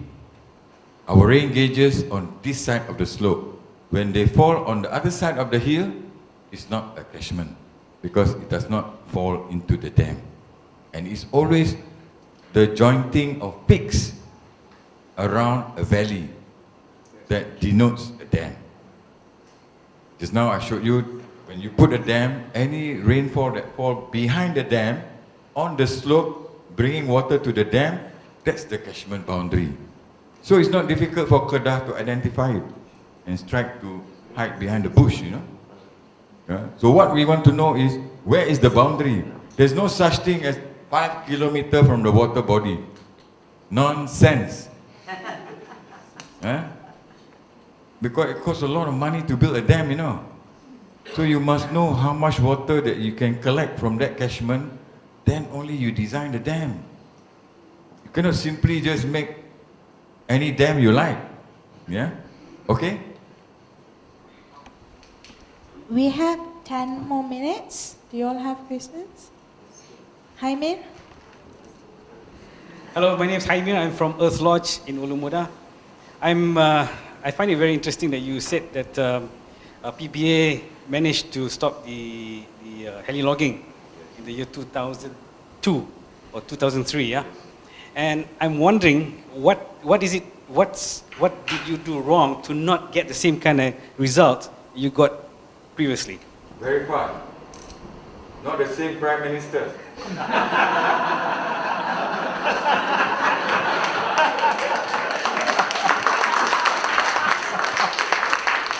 I want to address the suggestion, I think just now by Professor Chan about legal action.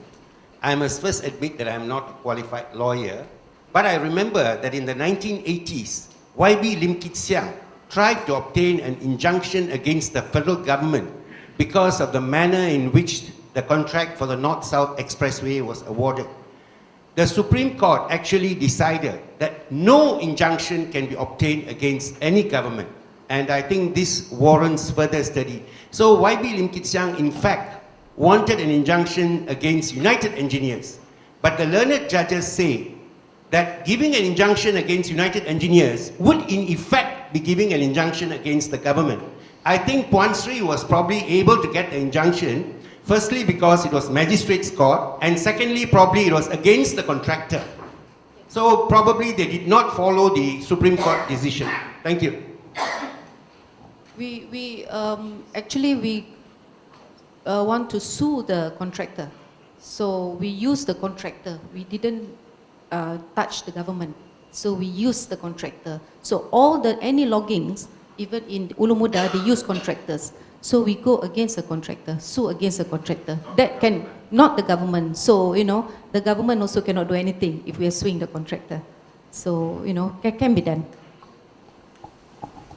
Good evening, everyone. Yeah, hello, okay, closer, okay. I'm Agnes from Peka, Penang. It's a very good presentation, Dato' and Puan Suri, that we can clearly know what's happened to our water. I'm staying in Kulim, Kedah, but it's true what he said, the Penang water is cheaper than Kedah. Kedah is keep on increasing. Yeah.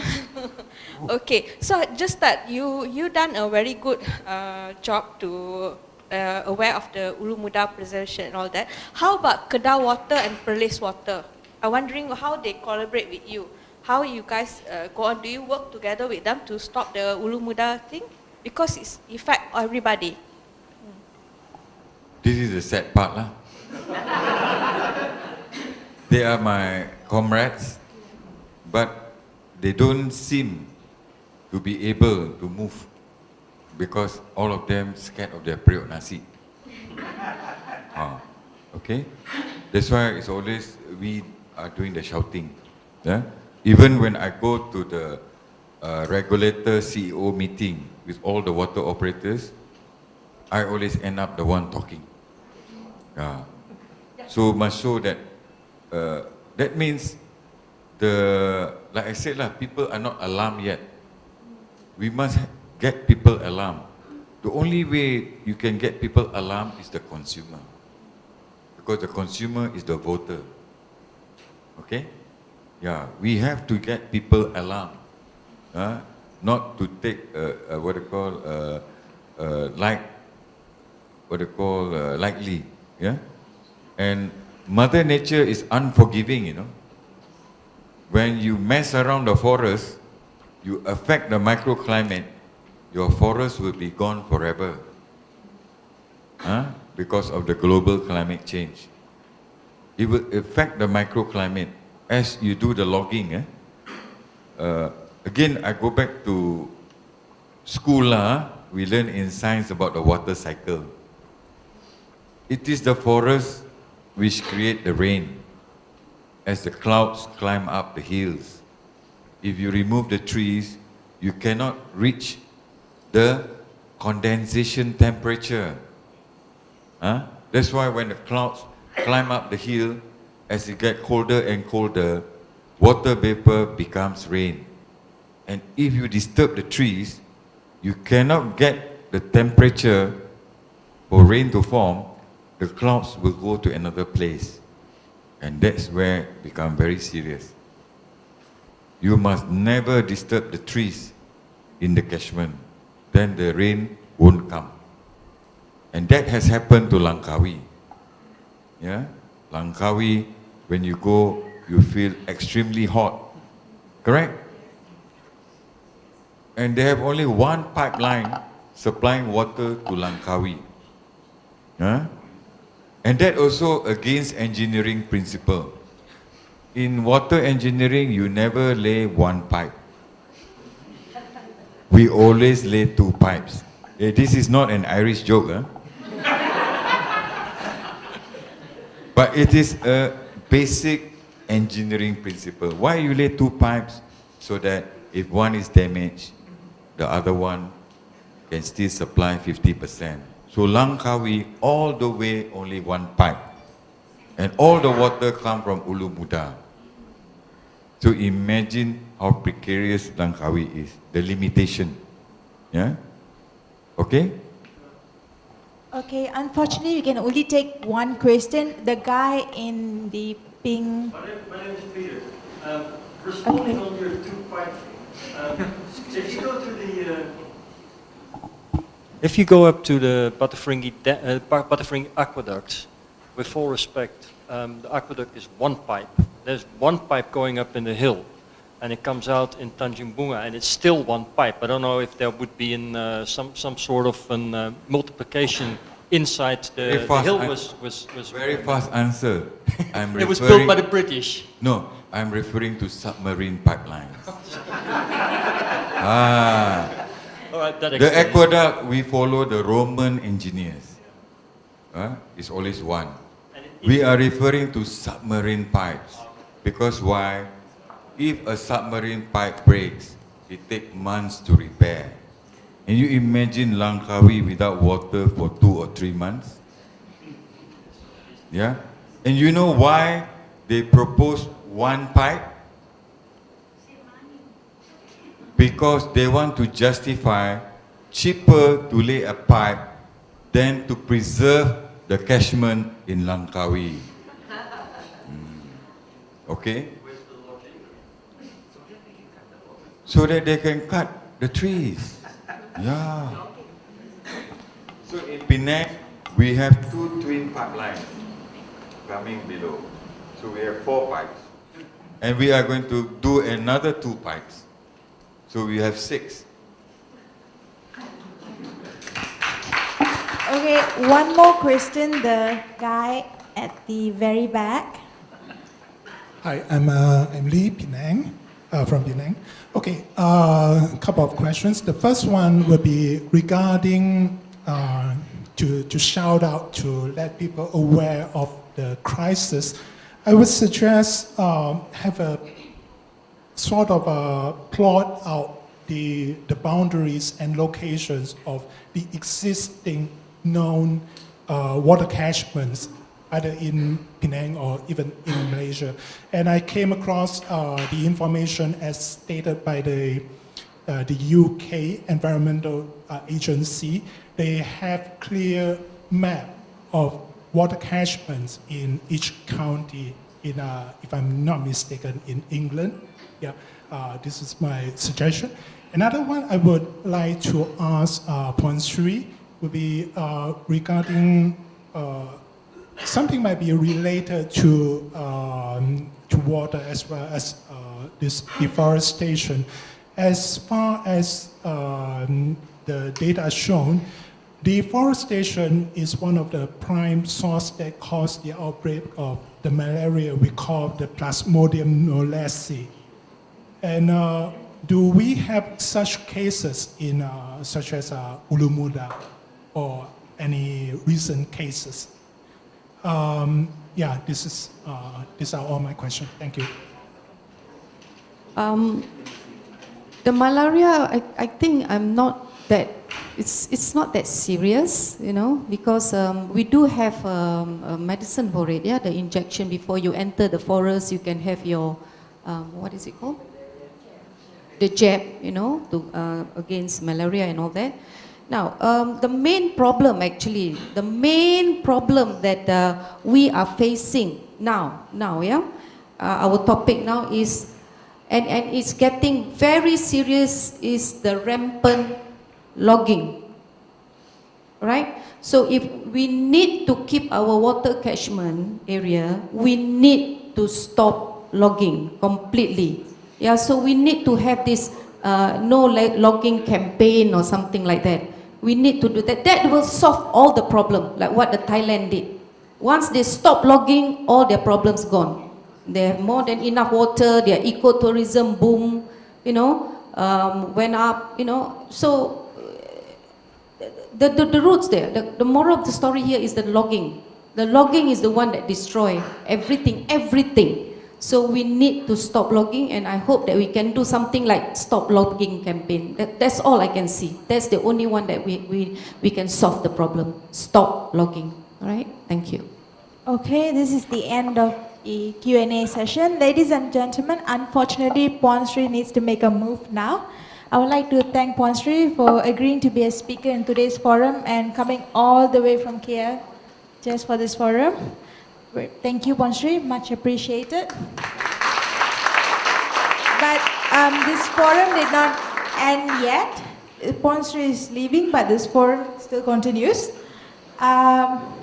So now, as promised, we are going to play the short film we made when we went to Ulu Muda. As I said before, the trip was organized by Dr. Ong Kian Meng, the MP for Serdang. So, yeah, it's going to be played now.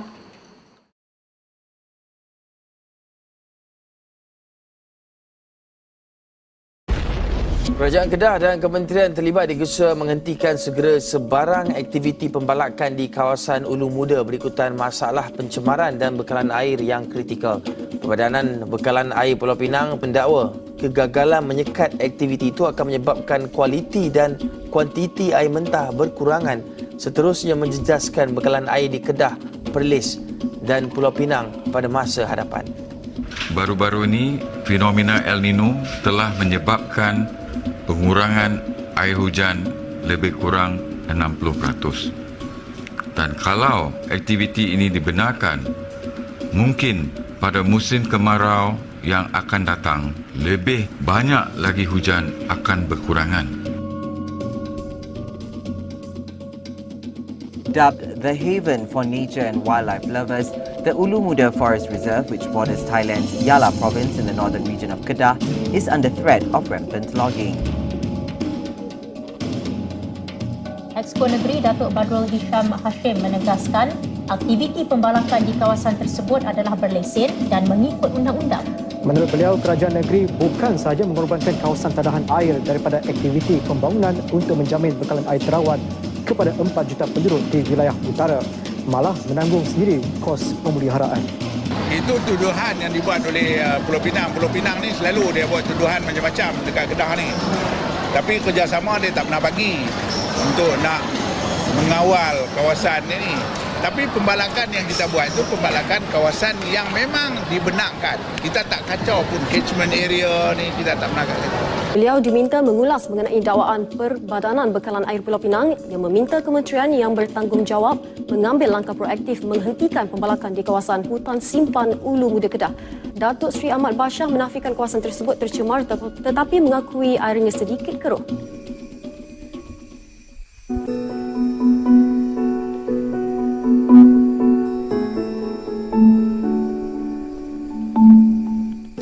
I've always been interested in environmental issues, cover it in my portfolio in Parliament. But specifically in Ulu Muda, I've heard a lot about this place, especially its importance vis-a-vis the water supply that the Ulu Muda catchment area through Sungai Muda provides to Penang. It was told to us that about 84% of Penang's water supply comes from the Sungai Muda water treatment plant. And if, let's say, anything happens to the Ulu Muda catchment area that affects the quality of water flowing from Sungai Muda into the Sungai Muda water treatment plant, then Penang's water supply would definitely be in danger.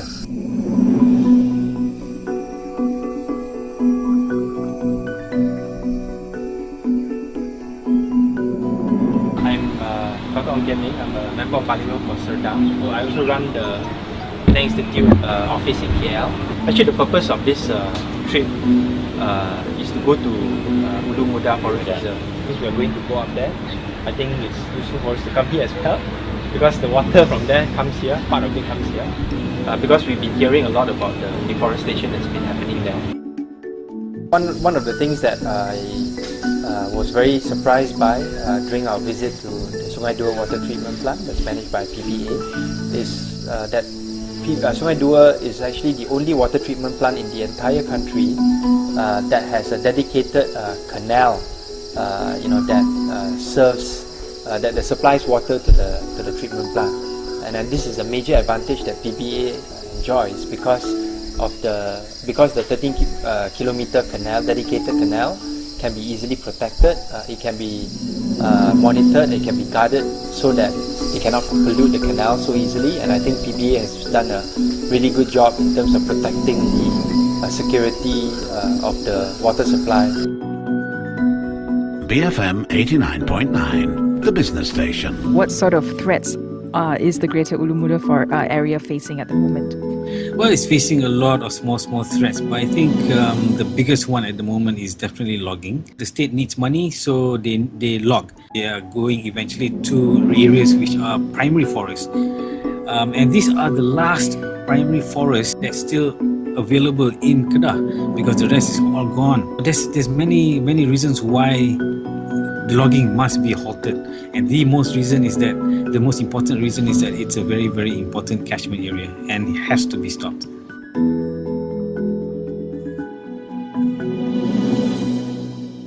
Was there ever a time where before they started logging in 2008 that the water was clear, that the river was clear.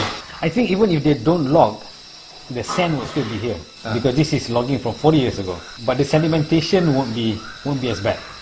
You know, this river previously, when I used to come around here in the late 90s and early 2000s, this river had a lot of boulders and all those things. I mean, it looks like a real river, Okay, it had many microhabitats, Okay, now it's just sand. So a lot of organisms that lived in this river, they wiped out basically because their habitat is gone.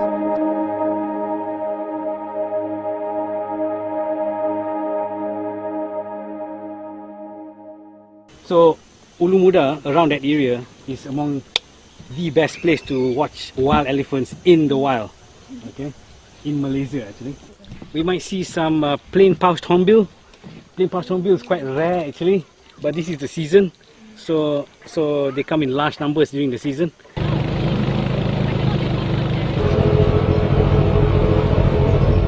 I think a lot of things I think I've learned and seen with my own eyes. Firstly, the diversity of the different wildlife that's here. We've also seen many different species of birds, especially hornbills. We're also lucky enough to see otters today.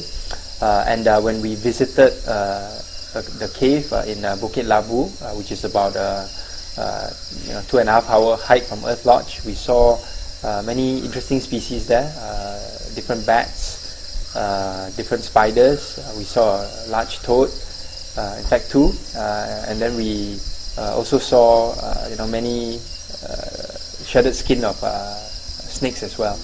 I think it's a place that really needs to be protected and preserved.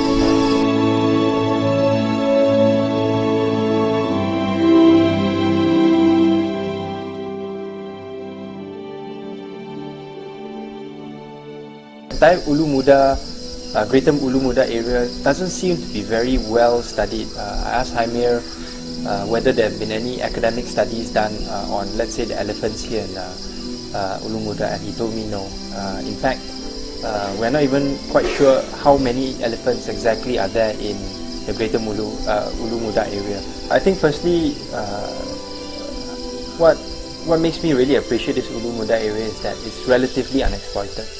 Wildlife here is still very active, so I think this is something that we really need to protect, and I'm glad that Jaimir, through the Friends of Ulu Muda initiative, is getting more and more people interested in the Ulu Muda area. I do really think that our federal government and the state government needs to work together to find some sort of a compensation mechanism whereby perhaps the federal government can compensate the state government to preserve the forest here in Ulu Muda and to minimize and better still to stop logging altogether. So we need to be creative in our thinking and just not rely on old methods that that have led to destruction of our natural habitats such as logging. And I think this is something that shouldn't be too hard to do at this point in time when we have so much other resources that we can rely on.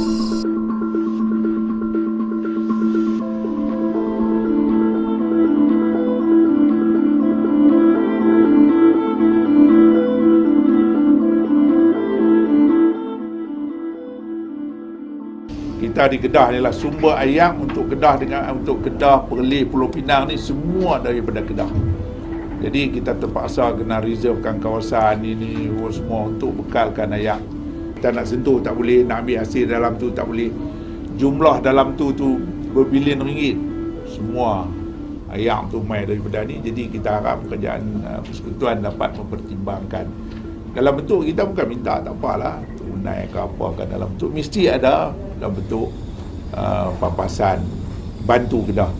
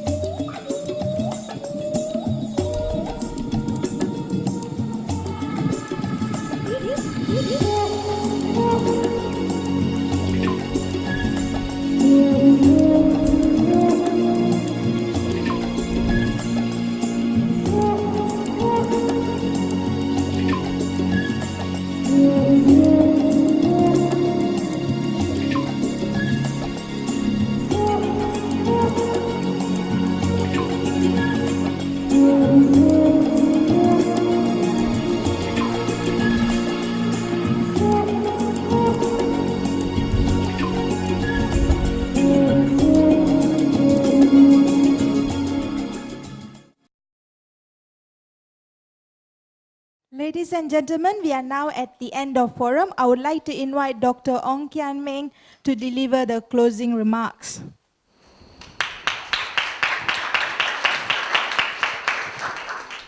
Thanks to Sri, Dr. Jasani, Ola, to all of you who are gathered here. Thank you very much for coming out to listen to what I think is a topic which maybe not that many people know of previously, and I hope that by coming here you would have, gotten a little bit more information that you need in order to go out and tell more people about the magical place that is Ulu Muda. I just want to make 2 points. I think the first point is that we really need to get the message out there through whatever means necessary and possible. Of course, ideally, it would be great if everyone could visit Ulu Muda. I'm not sure whether Jaime will be too happy with that. But there's really no experience like visiting Ulu Muda. I think Sri would agree with me. Just wondering how many people here have actually visited Ulu Muda before? Okay, small number, relatively few. Would you all agree with me that it's actually a very magical place? I think that's probably no other place in Malaysia that's like that. And I think if we can encourage more people, especially the people who are stakeholders in this process, even, for example, the members of the Penang Exco, I don't think any of them have been there yet. And of course, for the ministers at the federal level, as well as the politicians in Kedah, once I think they see it with their own eyes, they'll be able to realize the importance and the beauty of a place like Ulu Muda, where it's the first night we are there, we saw elephants along the river. Some of them, once they saw us, they ran away. But I think Jaime did a pretty good job in keeping us at a safe distance. And we managed to see some more wildlife when we were there throughout the 3 days. And if, let's say, we can't go, those of us who can't spare the time to go, what we can do is actually share the videos, like the ones that's shown today, and also the ones that have been shown by Perka, to let people know how important this place is and why this place needs to be protected. And I really like how Dato' Jasani showed the economic impact of logging versus the economy of the 3 states, and how actually logging is such a small, minuscule, in fact insignificant part of the larger economy. That's one way in which we can convince people. Another way is perhaps to tell the Kedah people and also the people here in Penang that if this goes on, your water supply will be at stake. Nothing hurts people like the cutting of water supply. As a member of parliament in Selangor, I know this very well. I've had to distribute water myself to many of my residents in Selangor when we have had water rationing. Thankfully, heads have not rolled here in Penang yet. And I think, but people in Kedah have felt it. They have had to suffer through water rationing, not just because of the dry season and what's happening at Ulu Muda, but I think also because of poor water resource management and not very good planning in terms of water treatment. That's the first point. I think the second point that I would like to make is that we need a much more thorough discussion on the policies to do with deforestation and the protection of our forests. I think Ifan brought up the example of how arbitrary 5 kilometers was set for the water catchment area. And I think another gentleman brought up the need for there to be more maps. I think Dr. Jasani brought up the issue of there definitely having been some hydrological as well as geological surveys done in the past when the dam was built. But I think more than that, when we talk about, let's say, a compensation mechanism between the federal and the state government, what I think is lacking now is some sort of a safeguard and process by which the federal government can say, I'm going to pay you, the Kedah state government, X amount in exchange for you to stop logging in the entire Ulu Muda area. What are the safeguards that can be put in place to ensure that logging actually stops? Now, not just enforcement, but are there any kind of technological innovations that we can put in place in order to make sure that this is stopped? Another point that also I want to bring up is the funding is not just available at the federal government level. There's something called REDD, RED, for those of you who know.